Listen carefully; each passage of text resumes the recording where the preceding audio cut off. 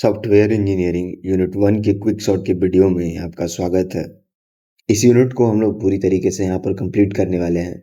जो भी सारे टॉपिक्स हम लोग कवर करने वाले हैं वो आप अपनी स्क्रीन पर देख सकते हैं। सॉफ्टवेयर इंजीनियरिंग क्या होती है? बेसिकली सॉफ्टवेयर इंजीनियरिंग क्या है कि इसके अंदर हम लोग क्या करते हैं कि जो भी इंजीनियरिंग प्रिंसिपल्स हमने लर्न किए हैं उनका एक सिस्टमेटिक एप्लीकेशन, यानी कि ऐसे बोले तो उनका हम लोग प्रॉपर यूज करते हैं। टेक्निकल यूज हो सकता है या फिर जो जो भी तरीके से हम लोग यूज करना चाहें यूज कर सकते हैं, जिसके थ्रू हम लोग एक रिलायबल सॉफ्टवेयर को बिल्ड करते हैं।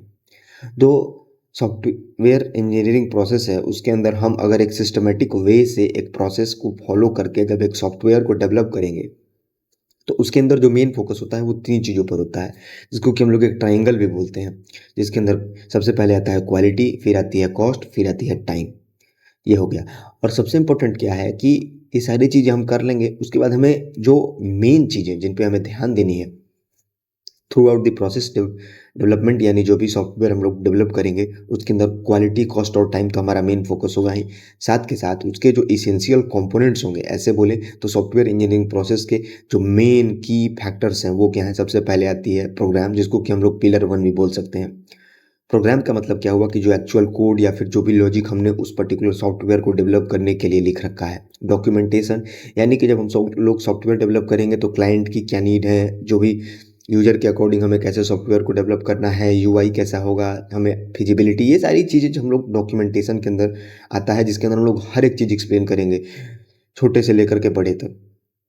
फिर आता है प्रोसीजर्स। प्रोसीजर मतलब हम लोग इसके बारे में क्या करेंगे, बेसिकली हम लोग ये समझेंगे कि कैसे एप्लीकेशन को यूज करना है, या फिर बोले तो कैसे उसको हम लोग डेवलप करेंगे सस्टेनेबल हो। ये सारी चीज़ें हम लोग इसके अंदर समझते हैं।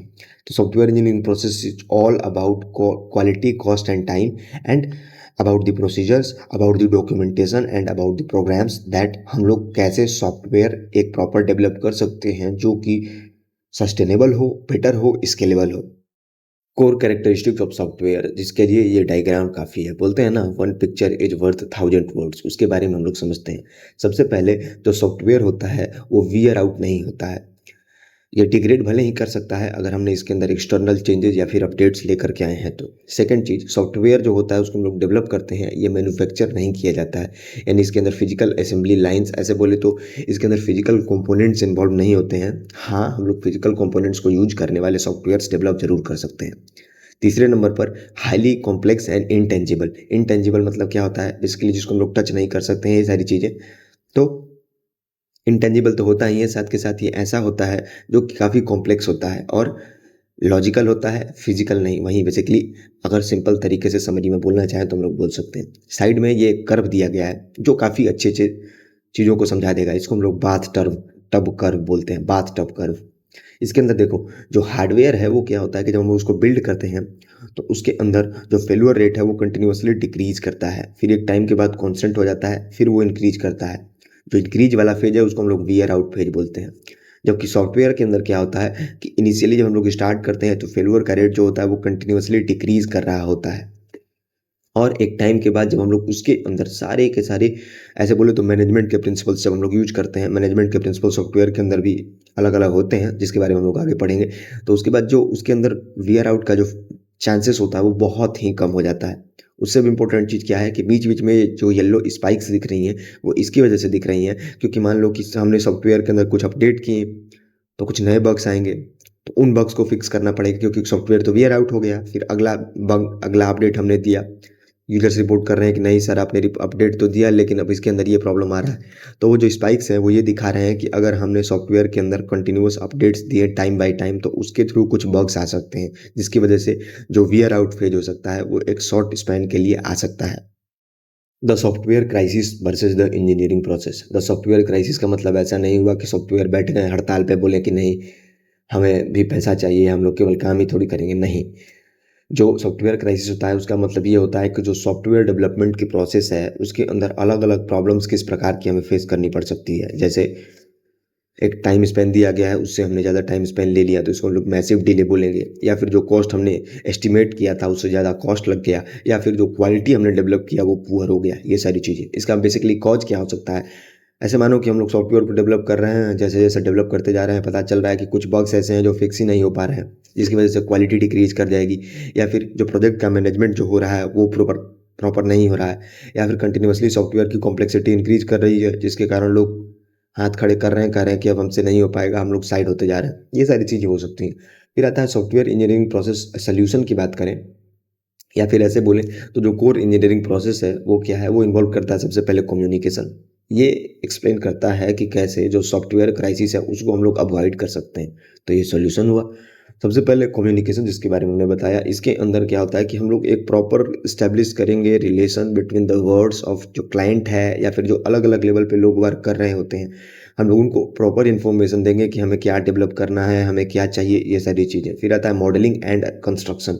इसका मतलब हम लोग सिस्टम को डिजाइन करेंगे, साथ के साथ एक्चुअल कोडिंग भी इसी के अंदर आता है। फिर आता है डिप्लॉयमेंट, यानी जब हमने सब कुछ कर लिया तो हम लोग क्या करेंगे कि इस पर्टिकुलर सॉफ्टवेयर को यूजर को डिलीवर करेंगे और कंटिन्यूअसली उनके फीडबैक को गैदर करेंगे और उसके हिसाब से अपने एप्लीकेशन को एम्बेलिश करेंगे, गार्नर यानी कि डेकोरेट करने की कोशिश करेंगे, जिसके थ्रू वो जो स्पाइक्स जो हमने देखा बाथटब कर्व के अंदर, वो डिक्रीज हो सके। ये भी एक अच्छी टॉपिक है, थोड़ा हम इसको समझ लेते हैं, बस थोड़ा सा। MC calls software quality attributes. ये बेसिकली क्या बताता है, एट्रीब्यूट्स का मतलब होता है प्रॉपर्टी। तो जो सॉफ्टवेयर की क्वालिटी है, ऐसे बोल सकते हो, तो इन सिंपल टर्म्स की सॉफ्टवेयर की कौन कौन सी एट्रीब्यूट्स, कौन कौन सी प्रॉपर्टीज हो सकती हैं।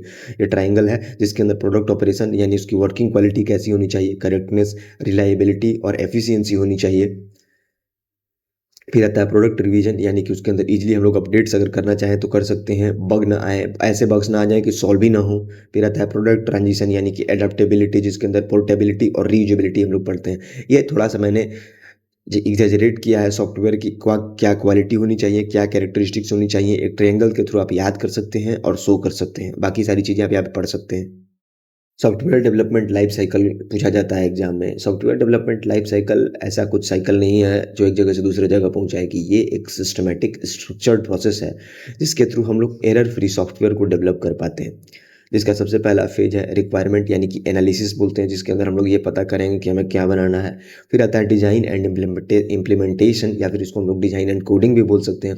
यानी इसके अंदर हम लोग सारे के सारे स्ट्रक्चर्स बना के ये चेक करेंगे कि कैसे इसको बनाना है, क्या करना है, कौन से लेवल पे कितना टाइम लगेगा, ये सारी चीज़ें। और इम्प्लीमेंटेशन, यानी ये सब चीज़ें जब हम लोग बना लेंगे उसको हम लोग कोडिंग के थ्रू इम्प्लीमेंट करने की कोशिश करेंगे। फिर आता है लास्ट फेज, इसके अंदर टेस्टिंग, मेंटेनेंस या फिर डिप्लॉयमेंट एंड मेंटेनेंस हम लोग बोल सकते हैं। यानी इसके अंदर हम लोग ये इंश्योर करेंगे कि जो सॉफ्टवेयर हमने डेवलप किया है उसकी जो प्रॉपर क्वालिटी है वो मेंटेन्ड है, साथ के साथ कंटिन्यूअसली लोगों के फीडबैक को लेते रहेंगे और सॉफ्टवेयर को मेंटेन करते रहेंगे, उसको कंटिन्यूअसली इम्प्रूव करते रहेंगे। ये इंपॉर्टेंट टॉपिक्स हैं जहाँ से क्वेश्चन पूछे जाते हैं। ट्रेडिशनल मॉडल जो कि वाटरफॉल वर्सेज इटरेटिव वाटरफॉल। तो जो वाटरफॉल मेथड होता है वो स्टैंडर्ड मेथड होता है जो कि काफ़ी लिनियर होता है, यानी सिक्वेंशियल होता है। जब एक प्रोसेस दूसरे प्रोसेस के खत्म होने के बाद स्टार्ट होती है तो उसको हम लोग वाटरफॉल मेथड बोलेंगे सॉफ्टवेयर इंजीनियरिंग के अंदर। और ऐसा एक सिंपल प्रोसेस है जिसको आप लोग आसानी से अंडरस्टैंड कर सकते हैं। इसके अंदर कोई भी फ्लेक्सिबिलिटी नहीं होती है। और टेस्टिंग जो होती है वो क्या होती है, जो सबसे मतलब जो टेस्टिंग वाला फेज है वहाँ पर कहने का मतलब क्या होगा, पहले रिक्वायरमेंट होगा, जब रिक्वायरमेंट खत्म होगा तो डिजाइन प्रोसेस होगा, डिजाइन प्रोसेस हो जाएगा तो कोडिंग प्रोसेस होगा, कोडिंग के बाद बेसिकली टेस्टिंग होगा, फिर बेसिकली मेंटेनेंस वगैरह इसके अंदर आती है। अब ऐसा नहीं हुआ कि हमने कोडिंग किया, कोडिंग के बाद फिर वापस से चलेंगे रिक्वायरमेंट पर समझने कि नहीं हम लोग रिक्वायरमेंट बोल के नहीं। जो ट्रेडिशनल वाटरफॉल मेथड है उसके अंदर back and fourth transition possible नहीं है। इटरेटिव वाटरफॉल मॉडल की बात करें तो इसके अंदर बेसिकली क्या होता है कि हम लोग जो फेजेस हमने डेवलप किए उसके अंदर फीडबैक अलाउड है। मतलब हमने कोई डिज़ाइन कंप्लीट किया, उसके बाद हम लोग क्या कर सकते हैं, ये पता कर सकते हैं कि क्या सारे प्रॉब्लम्स आ सकते हैं। यानी कहने का मतलब क्या होता है कि एरर्स को हम लोग पहले करेक्ट कर सकते हैं, ठीक है। और ये जो ट्रेडिशनल वाटरफॉल मेथड है उससे ज़्यादा सुपीरियर इटरेटिव होता है। अब इटरेटिव का मतलब ऐसा नहीं हुआ कि कहीं से कहीं जंप कर सकते हैं, हाँ थोड़ी फ्लेक्सिबिलिटी हमें मिलती है। वाटरफॉल मेथड का मतलब ये होता है simple, linear and one process starts only after the finishing of the another process. लेकिन जो इटरेटिव होता है उसके अंदर हमें ये पता चल सकता है कि we can have an earlier feedback that can help us design the better software at any particular level, किसी पर्टिकुलर लेवल पे। ये काफ़ी अच्छा लगता है, मैं इसको ढांचा बोलता हूँ, द प्रोटोटाइप मॉडल। इसका सिंपल मतलब ये होता है कि पहले एक सैंपल बनाओ, एक सैंपल बना करके अच्छे से क्लैरिफाई कर लो कि क्या सारे नीड्स हैं जिसके थ्रू हम लोग अगर डेवलपमेंट में जाएँ तो हम लोग बेहतर तरीके से डेवलपमेंट कर पाएँ। इसका एडवांटेज क्या है? अब सोचो, तुम्हें किसी ने बोला कि 2 घंटे में मेरे को एक सॉफ्टवेयर चाहिए जिसके लिए 2 दिन लगेंगे, फिर 2 दिन के बाद हम लोग 2 साल में इसको डेवलप करेंगे और ऐसे-ऐसे। तो ये एक बोले तो एम्बिग्यूअस है, कुछ समझ नहीं आ रहा है ये क्या बोल रहा है। अल्टीमेटली हम लोग कंप्यूटर छोड़ देंगे, हाथ खड़े करके बोलेंगे नहीं अब हमसे कुछ नहीं हो पाएगा। तो उससे बचने के लिए तो प्रोटोटाइप मॉडल है जो ये बताता है कि अगर यूज़र के रिक्वायरमेंट्स जो हैं, यूज़र के रिक्वायरमेंट भी बेसिकली इसके अंदर आ सकती हैं। यूज़र बोल दे कि हमें एक ऐसा एप्लीकेशन चाहिए जो कि पेमेंट भी करे, साथ के साथ उसके अंदर हम लोग खाना भी ऑर्डर कर सकें, खाना ऑर्डर करने के बाद उसके अंदर ग्रोसरी भी ऑर्डर कर सकें। कहने का मतलब ये है, मैं ऑल इन ऑल ये बताना चाहता हूँ कि जब हमें प्रॉपर तरीके से कुछ क्लियर नहीं है, तुम लोग ढाँचा बनाते हैं, नहीं बनाते हैं। पहले नक्शे जो चलते थे, तो हमें अगर कुछ क्लियर नहीं है तो उस केस में हम लोग prototype model as a software developer हम लोग यूज़ कर सकते हैं। जिसका मेन एम ये होगा कि जो भी सारी आइडियाज़ अनक्लियर हैं या फिर हाइली वोलेटाइल आइडियाज़ हैं, उनको क्लियर करें और प्रॉपर तरीके से हम लोग सॉफ्टवेयर डेवलपमेंट प्रोसेस पर जब जाएँ, तो किसी तरीके का टेंशन, स्ट्रेस, कन्फ्यूज़न हमारे पास हमारे किसी भी लेवल पर ना हो। इसका आउटकम क्या होता है? अब देखो, यूज़र की नीड को हम लोग अंडरस्टैंड करने के लिए हमने ढाँचा बनाया और जब हमने एक प्रॉपर ढाँचा डेवलप कर लिया तो इसके थ्रू जो प्रोडक्ट की क्वालिटी होगी वो काफ़ी एनहांस्ड होगी और काफ़ी बेटर होगी। जैसे इसके अंदर एक जो डायग्राम है वो ये बताता है कि सबसे पहले प्रोटोटाइप बिल्ड करो, यानी कि ढाँचा। ढाँचा बोलता हूँ मैं बेसिकली ईज़ी अंडरस्टैंडिंग के लिए। फिर हम लोग यूज़र की फीडबैक लेंगे। यूज़र बताएगा कि नहीं मैंने यहाँ पर ये बोला था, तो उसके अकॉर्डिंग हम लोग अपडेट करेंगे।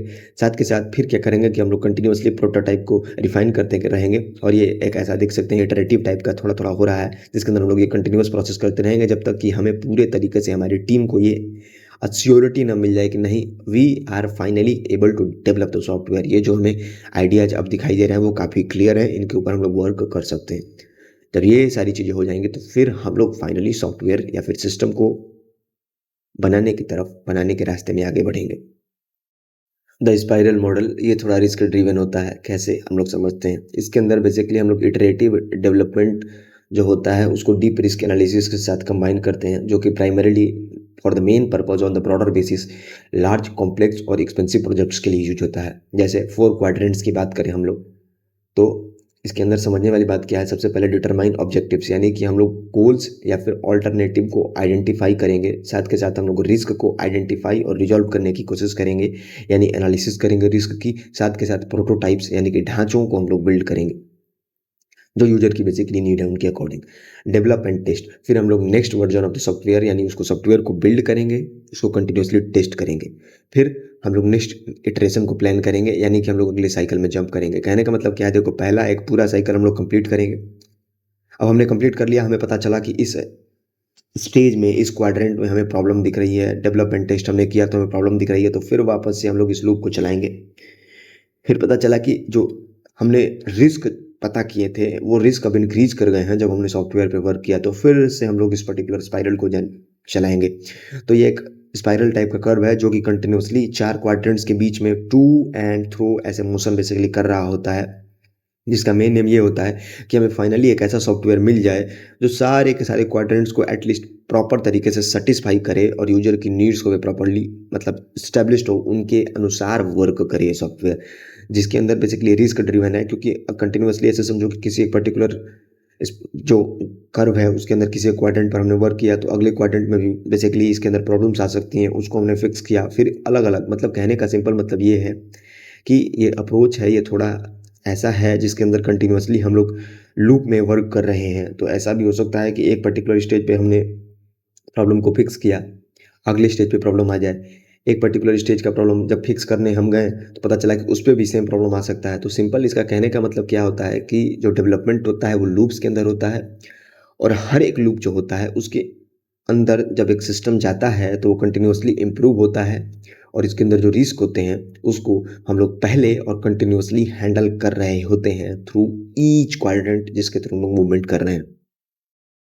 Incremental growth, evolutionary and iterative enhancement. Evolutionary model को तुम आदि मानव और आज के मानव से रिलेट कर सकते हो। सिंपल इसका मतलब ये होता है कि जो सॉफ्टवेयर है उसको हम लोग कंटिन्यूअस इंक्रीमेंट्स के अंदर डेवलप करते हैं, यानी शुरुआत में उसके अंदर कुछ ना भी हो तो आगे चल के उसमें आ सकता है, उसके अंदर आ सकता है, उसके रिलेटेड अगर है तो यूजर की नीड्स के। तो हर एक वर्जन जो होता है वो कंटिन्यूअस अपडेट्स के साथ नए फीचर्स देता है जो कि पुराने वर्जन से बेटर होते हैं। साथ के साथ ये फ्लेक्सिबल होता है और यूजर फ्रेंडली होता है। जबकि इटरेटिव इन्हांसमेंट मॉडल की बात करें तो इसके अंदर क्या होता है कि हम लोग मल्टीपल रिपीटेड साइकिल्स बनाते हैं जिसके अंदर सिस्टम कंटिन्यूअसली डेवलप होता है और इम्प्रूव करता है। इवोल्यूशनरी मॉडल के अंदर एक ऐसा भी हो सकता है कि ये स्टेज बाय स्टेज हम लोग जंप करते जाएं, लेकिन इटरेटिव मॉडल के अंदर क्या हुआ कि एक पर्टिकुलर वर्जन हम लोग बनाएंगे, उसके अंदर भले ही ना कुछ हो, हम लोग उसको लॉन्च करेंगे। फिर उसके बाद अगले यूजर के फीडबैक के अकॉर्डिंग या फिर जो भी सारी नीड्स हमें पता चले कि नहीं सॉफ्टवेयर के अंदर ये सारी चीज़ें डेवलप की जा सकती हो, तो हम लोग नए वर्जन को लॉन्च करेंगे। जैसे प्ले स्टोर पर अपडेट वगैरह आते हैं वर्जन 2.1.2, 2.1.5 ऐसे। तो इसका सिंपल मतलब क्या है कि हम लोग इटरेटिव इन्हांसमेंट मॉडल के अंदर एक अर्ली पार्शियल वर्किंग सिस्टम या फिर ऐसे बोले तो जो ऐसा सिस्टम हम लोग डेवलप करेंगे जो पूरा काम ना भी कर पाए। कौन केयर करता है इस चीज़ की। अगली बार जब हम लोग डेवलप करेंगे इसके नए वर्जन में तो उसमें फंक्शनैलिटी ज़्यादा ऐड कर देंगे, उसको इन्हांस कर देंगे। तो कहने का मतलब क्या हो कि हर एक कंटिन्यूअस सब्सिक्वेंट साइकिल के साथ जब इंप्रूवमेंट देखने को मिलता है तो ऐसे मॉडल्स को हम लोग इंक्रीमेंटल ग्रोथ मॉडल बोल सकते हैं, जिसके अंदर इवोल्यूशनरी मॉडल और इटरेटिव इन्हांसमेंट मॉडल आते हैं। ये भी थोड़ी अच्छी चीज़ है कि जैसे सॉफ्टवेयर डेवलपमेंट लाइफ साइकिल जो हमने पढ़ा था उसके अंदर एक जो हमने पढ़ा कि सीक्वेंशियल स्टेप होता है। तो यहाँ पर हमने ये बताया कि अगर हमें प्रोजेक्ट की कंडीशंस डिफरेंट तरीके की दी गई हैं तो हमें कौन से सॉफ्टवेयर डेवलपमेंट लाइफ साइकिल की डेवलपमेंट जो है उसके लिए कौन से मॉडल्स को यूज करना चाहिए। जैसे अगर हमें रिक्वायरमेंट्स प्रॉपर्ली क्लियर हैं और फिक्स हैं तो हम लोग वाटरफॉल मेथड को यूज कर सकते हैं, क्योंकि ये लीनियर है। जब सब कुछ पहले से ही प्रॉपर तरीके से पता है तो कोई दिक्कत नहीं। लेकिन रिक्वायरमेंट अगर अनक्लियर है या फिर कंटिन्यूसली चेंज हो रहे हैं तो उसके केस में प्रोटोटाइप यानी हमें एक ढांचा बनाना होगा, जिसका मेन एम ये होगा कि ये समझ लें कि कहना क्या चाहते हो। उसके बाद अगर ज़्यादा रिस्क है और लार्ज स्केल सॉफ्टवेयर है जिसके लिए कॉस्ट भी ज़्यादा लग रहा है तो स्पाइरल मॉडल को यूज करेंगे। और हमें एक चाहिए कि हमें कोई जैसे क्लाइंट आया उसने बोला कि मुझे 2 दिन के अंदर एक सॉफ्टवेयर डेवलप करके दे दो, तो हम लोग क्या यूज करेंगे, जो इंक्रीमेंटल ग्रोथ मॉडल है उनको यूज करेंगे। अब फिर उसके बाद क्लाइंट के अकॉर्डिंग कंटिन्यूअसली हम लोग चेंजेस करते जाएंगे, नए वर्जन्स लॉन्च करते जाएंगे जिसके थ्रू में नए अपडेट्स मिलते जाएंगे। यूजर भी सेटिस्फाइड है, क्लाइंट भी सेटिस्फाइड है कि चलो भाई सॉफ्टवेयर तो ऐसा हमने डेवलप कर लिया तुरंत से तुरंत। उसके बाद उसके अंदर लगातार अपडेट्स देते जा रहे हैं, लगातार चेंजेस लाते जा रहे हैं। सॉफ्टवेयर वर्सेस कन्वेंशनल यानी कि हार्डवेयर इंजीनियरिंग। जो सॉफ्टवेयर इंजीनियरिंग जो है वो काफ़ी बेहतर है क्योंकि इनटेंजिबल एंड लॉजिकल है, साथ के साथ हाईली फ्लेक्सिबल है और इजीली हम लोग इसके अंदर चेंजेस परफॉर्म कर सकते हैं। और ये टाइम के साथ वेयर आउट यानी ख़त्म नहीं हो जाता है। हम लोग इसको अपने अकॉर्डिंग डेवलप करवा सकते हैं और अपने अकॉर्डिंग इसको इंजीनियर भी कर सकते हैं। जबकि कन्वेंशनल इंजीनियरिंग यानी कि जो हार्डवेयर इंजीनियरिंग थी वो काफ़ी ज़्यादा फिजिकल थी, फिजिकल कंपोनेंट्स वगैरह इसके अंदर यूज होते थे और टेंजिबल थी। इनटेंजिबल का मतलब होता है बेमिसाल, अभूतपूर्व। ये इंग्लिश वर्ड है, मैंने इसको याद कर रखा है तो बता दिया। और टेंजिबल मतलब क्या हो जाएगा, फिक्स्ड, जिसके अंदर which can not be altered, ये सारी चीज़ें इसके अंदर बेसिकली आ सकती हैं। तो जो कन्वेंशनल इंजीनियरिंग है वो क्या है, फिक्स्ड है। अगर एक बार मैन्युफैक्चर हो गई तो वो फिक्स्ड है, उसके अंदर हम लोग चेंजेस परफॉर्म नहीं कर सकते हैं। और ये टाइम के साथ इसके अंदर प्रॉब्लम्स आती हैं, इसके अंदर बहुत जैसे जैसे टाइम बीतता जाएगा क्वालिटी डिक्रीज करती जाएगी। तो इसके लिए हमने कुछ स्टैंडर्ड पार्ट्स यूज करने हैं। उसके बाद हम लोग क्या करेंगे, अपने कन्वेंशनल इंजीनियरिंग के अंदर जो कंपोनेंट्स हैं जिसको हम लोग डेवलप करना चाहते हैं उसको कर पाएंगे। जेनेरिक सॉफ्टवेयर क्या होता है, एक ऐसे स्टैंड अलोन सिस्टम्स होते हैं जो कि डेवलप किए जाते हैं ऑर्गेनाइजेशन के द्वारा और इनको ओपन मार्केट के अंदर बेच दिया जाता है, जिसके लिए बेसिकली क्या होता है, जो मतलब कोई भी जनरल यूजर इसको यूज कर सकता है। जैसे एमएस वर्ड, एक्सेल, यानी जेनरिक जो दवाइयाँ जैसे होती हैं उसको जेनरिक सॉफ्टवेयर के अकॉर्डिंग रिलेट कर सकते हो कि उनका सिंपल काम ये होता है कि उनको डेवलप किया जाए किसी ऑर्गेनाइजेशन के द्वारा और उनको पर्पज फिक्स करने के लिए ओपन मार्केट के अंदर सेल कर दिया जाए। नॉन फंक्शनल रिक्वायरमेंट फंक्शनल और नॉन फंक्शनल होती हैं। फंक्शनल का सिंपल मतलब ये होता है कि जो भी सारी फंक्शनलिटीज़ क्या सॉफ्टवेयर परफॉर्म कर सकता है, और नॉन फंक्शनल का मतलब क्या होता है कि जो भी बेसिक चीज़ें जो फंक्शनल के अंदर नहीं आती हैं वो इसके अंदर आती हैं। जैसे क्वालिटी एस्पेक्ट, यूआई हो गया, परफॉर्मेंस हो गया, सिक्योरिटी, रीडेबिलिटी या फिर रिलायबिलिटी भी इसके अंदर आ सकता है। रीडेबिलिटी तब आएगी तब सॉफ्टवेयर मेनली कंसर्न है बुक्स या फिर उनके रिलेटेड जो फील्ड है उसके अंदर। सॉफ्टवेयर आर्किटेक्चर की बात करें तो सॉफ्टवेयर आर्किटेक्चर का सिंपल मतलब ये याद रखो कि हम लोग एक ब्लूप्रिंट बनाएंगे सिस्टम का यहाँ पर ब्लूप्रिंट बनाएंगे। और जो प्रोटोटाइप मॉडल था उसके अंदर हमने पूरे का पूरा प्लानिंग जब किया था, उसका ढांचा बनाया था, तो उसको हम लोगों ने प्रोटोटाइप मॉडल बोला था। तो जो सॉफ्टवेयर आर्किटेक्चर है उसके अंदर हम लोग बेसिकली क्या करेंगे, सॉफ्टवेयर कैसे इंटरेक्ट करेगा, एक पर्टिकुलर एक्शन परफॉर्म करने पर वो क्या रिजल्ट देगा, ये सारी चीज़ें इसके अंदर आती हैं। Thank you a lot. पीडीएफ की लिंक आपको डिस्क्रिप्शन में मिल जाएगी और जो पीडीएफ होती है उसके अंदर मैं कोशिश करता हूँ कि एक पेज के अंदर सारे के सारे टॉपिक्स को समराइज कर दूँ, तो वो पीडीएफ के अंदर आपको मिल जाएगी। Software engineering BTech third year unit 2 के क्विक शॉट की वीडियो में आपका स्वागत है। इस यूनिट को हम लोग दो पार्ट में डिवाइड करेंगे, रिक्वायरमेंट इंजीनियरिंग प्रोसेस और सॉफ्टवेयर क्वालिटी अश्योरेंस। जो भी सारे टॉपिक्स को हम लोग इस वीडियो के अंदर कवर करने वाले हैं वो आप अपनी स्क्रीन पर देख सकते हैं। देखो, इस यूनिट को पढ़ने से पहले हमें ये समझना होगा कि अगर हमने रिक्वायरमेंट को सही तरीके से नहीं रखा तो उसकी प्रॉब्लम्स क्या होंगी। जैसे एक सिचुएशन इमेजिन करिए आप कि हमें एक स्पोर्ट्स कार मतलब कंपनी से मांगनी है, जबकि मैकेनिक ने हमें एक ट्रैक्टर बना के दे दिया। तो इसके अंदर प्रॉब्लम क्या हुई होगी, जो एक्चुअल प्रॉब्लम थी वो थी कम्युनिकेशन की फेल्यूर की। और सॉफ्टवेयर डेवलपमेंट प्रोसेसेस के दौरान 60% प्रोजेक्ट इसी वजह से फेल कर जाते हैं। तो ये जो यूनिट है ये इसी का सोल्यूशन है, जिसके अंदर रिक्वायरमेंट इंजीनियरिंग और SRS के बारे में हमें पढ़ना है। समझ में आ रही है बात ये। First part, requirement engineering. Requirement engineering को आप ऐसे सिंपल समझ सकते हैं कि बेसिकली सॉफ्टवेयर बनाने से पहले यूजर को जो सारी भी चीज़ें चाहिए उनको हमें समझना होता है। जैसे बोल सकते हैं कि कलेक्ट करना, एनालाइज करना, डॉक्यूमेंट करना और मैनेज करना यूजर को रिक्वायरमेंट को, इसको हम लोग रिक्वायरमेंट इंजीनियरिंग बोलते हैं। जिसका मेन एम होता है क्लाइंट के नीड्स यानी ज़रूरतों को डेवलपर की कोड से मैच करना, ताकि किसी प्रकार की कम्युनिकेशन फेल्यूर ना हो। जो चीज़ मांगी गई है वो हम टाइम से डेवलप करें और उन्हें सबमिट कर दें। ऐसे समझ सकते हैं कि क्लाइंट की नीड्स को और वर्किंग सॉफ्टवेयर के बीच में एक ये ब्रिज होता है, जिसको हम लोग रिक्वायरमेंट इंजीनियरिंग बोलते हैं। ये जो एक अकेला डायग्राम है, द 5 स्टेप आरी प्रोसेस, ये इस पूरे यूनिट की समरी है। सबसे इम्पोर्टेंट और सबसे पहला स्टेप है इलिसिटेशन। इलिसिटेशन का सिंपल मतलब ये होता है कि जो क्लाइंट की नीड्स हैं उस इन्फॉर्मेशन को गैदर करना, इधर थ्रू इंटरव्यूज या फिर सर्वेज के थ्रू। जो सेकंड स्टेप होता है वो होता है एनालिसिस का, जिसके अंदर हम लोग सारे के सारे कॉन्फ्लिक्ट्स को चेक करते हैं। जैसे अगर हमारा प्रोजेक्ट है वो ऑफलाइन वर्क करेगा या नहीं। थर्ड स्टेप जो आता है वो है डॉक्यूमेंटेशन का, यानी सारी चीज़ें जो भी हमारे सॉफ्टवेयर की नीड्स, रिक्वायरमेंट्स, फिजिबिलिटी को हम लोग SRS के अंदर लिखते हैं। SRS क्या है, इस यूनिट के अंदर हम लोग आगे पढ़ेंगे। जो फोर्थ स्टेप है वो है रिव्यू का। रिव्यू यानी कि चेक करना कि हमने जो प्रोजेक्ट डेवलप किया है वो सही तरीके से काम करेगा या नहीं करेगा, उसके अंदर कुछ मिसिंग तो नहीं है। फिफ्थ स्टेप जो है वो है मैनेजमेंट, यानी कि फ्यूचर में जो सारे भी चेंजेज हमें सॉफ्टवेयर के अंदर करने हैं उसको हमारा जो सॉफ्टवेयर है वो हैंडल करेगा या नहीं करेगा, पहली चीज़। और दूसरी, आगे जो भी सारे अपडेट्स हम लोग देंगे उसको भी हैंडल करना कि सॉफ्टवेयर प्रॉपरली उससे बैलेंस्ड रहे।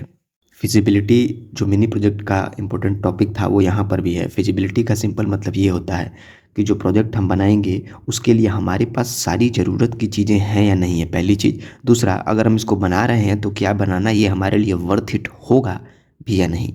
फिजिबिलिटी स्टडी के अंदर 4 इंपॉर्टेंट फिजिबिलिटी जाती हैं। सबसे पहले आती है टेक्निकल फिजिबिलिटी, मतलब हमारे पास वो टेक्नोलॉजी है भी या नहीं जिसके थ्रू हम क्लाइंट की जो नीड्स हैं उसको फुलफ़िल कर पाएंगे उस पर्टिकुलर सॉफ्टवेयर के अंदर या फिर नहीं।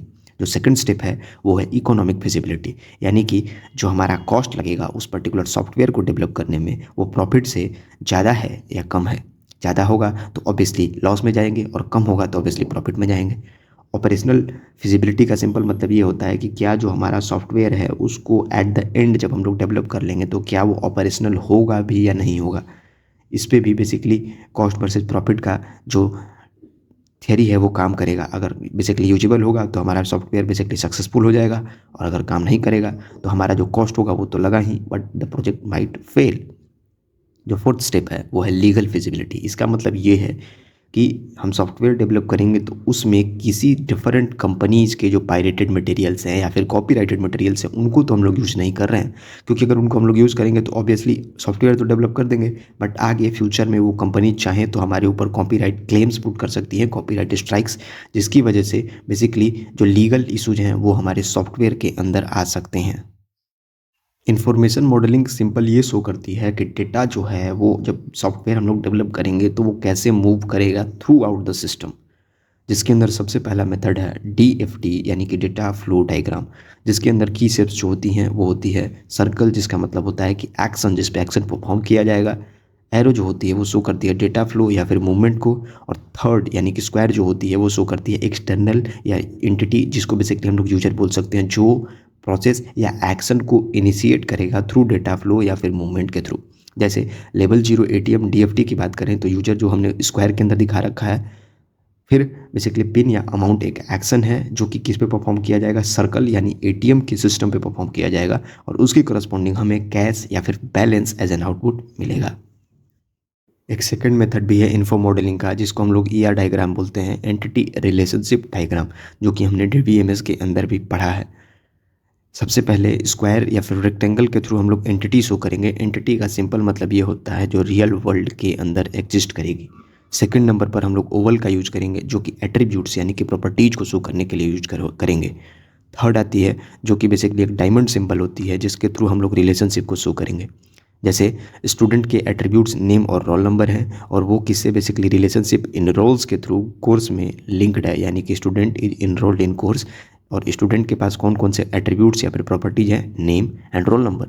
डेटा फ्लो डायग्राम की बात करें तो वो बेसिकली डेटा के फ्लो को शो करता है और एंटिटी रिलेशनशिप डायग्राम जो है वो बेसिकली ऑब्जेक्ट्स एक दूसरे से कैसे लिंक्ड हैं इसको शो करता है। डिसीजन टेबल्स, जब हमारे सॉफ्टवेयर या फिर एप्लीकेशन के अंदर बहुत सारे कंडीशंस होते हैं, उनके कॉरस्पॉन्डिंग बहुत सारे एक्शंस होते हैं, तो जो मेसी कोड होता है, क्योंकि इफ़ एल्स वगैरह एक बेसिक थियरी बता रहा हूँ जिसको यूज करके हम लोग लिखेंगे तो वो प्रॉब्लमेटिक होगा। तो इसके लिए हम लोग करते क्या हैं, बेसिकली कंडीशन और एक्शन की एक डिसीजन टेबल कंस्ट्रक्ट करते हैं जिसके अंदर सिंपल हम लोग लिख देते हैं कि मार्क्स ग्रेटर देन 90 होगा तो एक्शन हमें ग्रेड ए मिलना चाहिए, मार्क्स अगर लेस देन 90 होगा तो ग्रेड बी मिलना चाहिए। ये इस यूनिट का सबसे इंपॉर्टेंट टॉपिक है SRS, जिसका सिंपल मतलब ये होता है कि जो फॉर्मल डॉक्यूमेंट जो कि सारी की सारी सिस्टम की रिक्वायरमेंट्स को शो करता है। ऐसे बोल सकते हैं कि ये बेसिकली एक अल्टीमेट कॉन्ट्रैक्ट होता है क्लाइंट और डेवलपर के बीच में। जो हम SRS डॉक्यूमेंटेशन प्रोसेस करते हैं तो SRS के अंदर जो प्रॉपर्टीज़ या फिर एट्रीब्यूट्स होती हैं वो ये होती हैं कि उसे करेक्ट होना चाहिए, कंप्लीट होना चाहिए, कंसिस्टेंट होना चाहिए, यानी हमारे ही सॉफ्टवेयर के बारे में डिस्कशंस होनी चाहिए उसके अंदर। जो फोर्थ होती है वो होती है अनएम्बिग्यूअस, यानी कि किसी भी पर्टिकुलर एक्शन की डबल मीनिंग नहीं होनी चाहिए। एक पर्टिकुलर एक्शन जो हम करें उसके लिए एक पर्टिकुलर आउटपुट या फिर रिजल्ट मिले। जो फिफ्थ स्टेप है वो है वेरीफाइएबल। इसका मतलब होता है कि जो हम बेसिकली सॉफ्टवेयर डेवलप करें तो उसको हम लोग कंटिन्यूसली अगर टेस्ट करते हैं, मतलब टेस्टिंग एंड डिबगिंग प्रोसेसेस के अंदर अगर ले जाते हैं तो हम लोग एरर्स को फाइंड कर सकें और उन एरर्स को फिक्स कर सकें। जो लास्ट स्टेप होती है या फिर लास्ट एट्रीब्यूट या फिर प्रॉपर्टी होती है SRS की, वो होती है मॉडिफाइएबल, जिसका मतलब ये होता है कि अगर हम लोग उसके अंदर कुछ अपडेट्स परफॉर्म करना चाहें तो विदाउट एनी प्रॉब्लम्स हम लोग उसके अंदर अपडेट्स को परफॉर्म कर सकें। ये सारे एट्रीब्यूट्स या फिर प्रॉपर्टीज होती हैं SRS के अंदर। जब हम लोग डॉक्यूमेंट्स को प्रिपेयर करेंगे तो इनके अंदर ये सारी चीज़ें फॉलो होनी चाहिए। SRS के जो कंटेंट्स हैं उनके लिए institute of electrical and electronics engineers I30 यानी IEEE 830 ने कुछ स्टैंडर्ड्स बना रखे हैं। IEEE ने काफ़ी सारी चीज़ों के लिए स्टैंडर्ड्स बना रखे हैं, उसमें से ये एक SRS डॉक्यूमेंट्स जो होती हैं उनके लिए भी इन्होंने स्टैंडर्ड्स बना रखे होते हैं। तो ये ग्लोबल स्टैंडर्ड फॉर्मेट होता है जिसको कि हमें जब भी SRS को लिखना होता है तो उसके दौरान हमें इसको फॉलो करना होता है, जिससे हमारा डॉक्यूमेंट जो होगा वो स्टैंडर्डाइज्ड यानी फॉर्मल होगा, साथ के साथ एक क्लियर कम्युनिकेशन मिलेगी और थ्रू आउट द वर्ल्ड उसको हम लोग कहीं भी यूज कर पाएंगे। तो जब भी बेसिकली हम लोग एक डॉक्यूमेंट प्रिपेयर करेंगे तो IEEE 830 स्टैंडर्ड्स के अकॉर्डिंग सबसे पहले इंट्रोडक्शन यानी कि पर्पज एंड स्कोप को हम लोग डिफाइन करेंगे। सेकेंड नंबर पर ओवरऑल डिस्क्रिप्शन, जिसका मतलब कि यूजर की क्या क्या नीड्स हैं हमारी सॉफ्टवेयर से उसको हम लोग एक्सप्लेन करेंगे।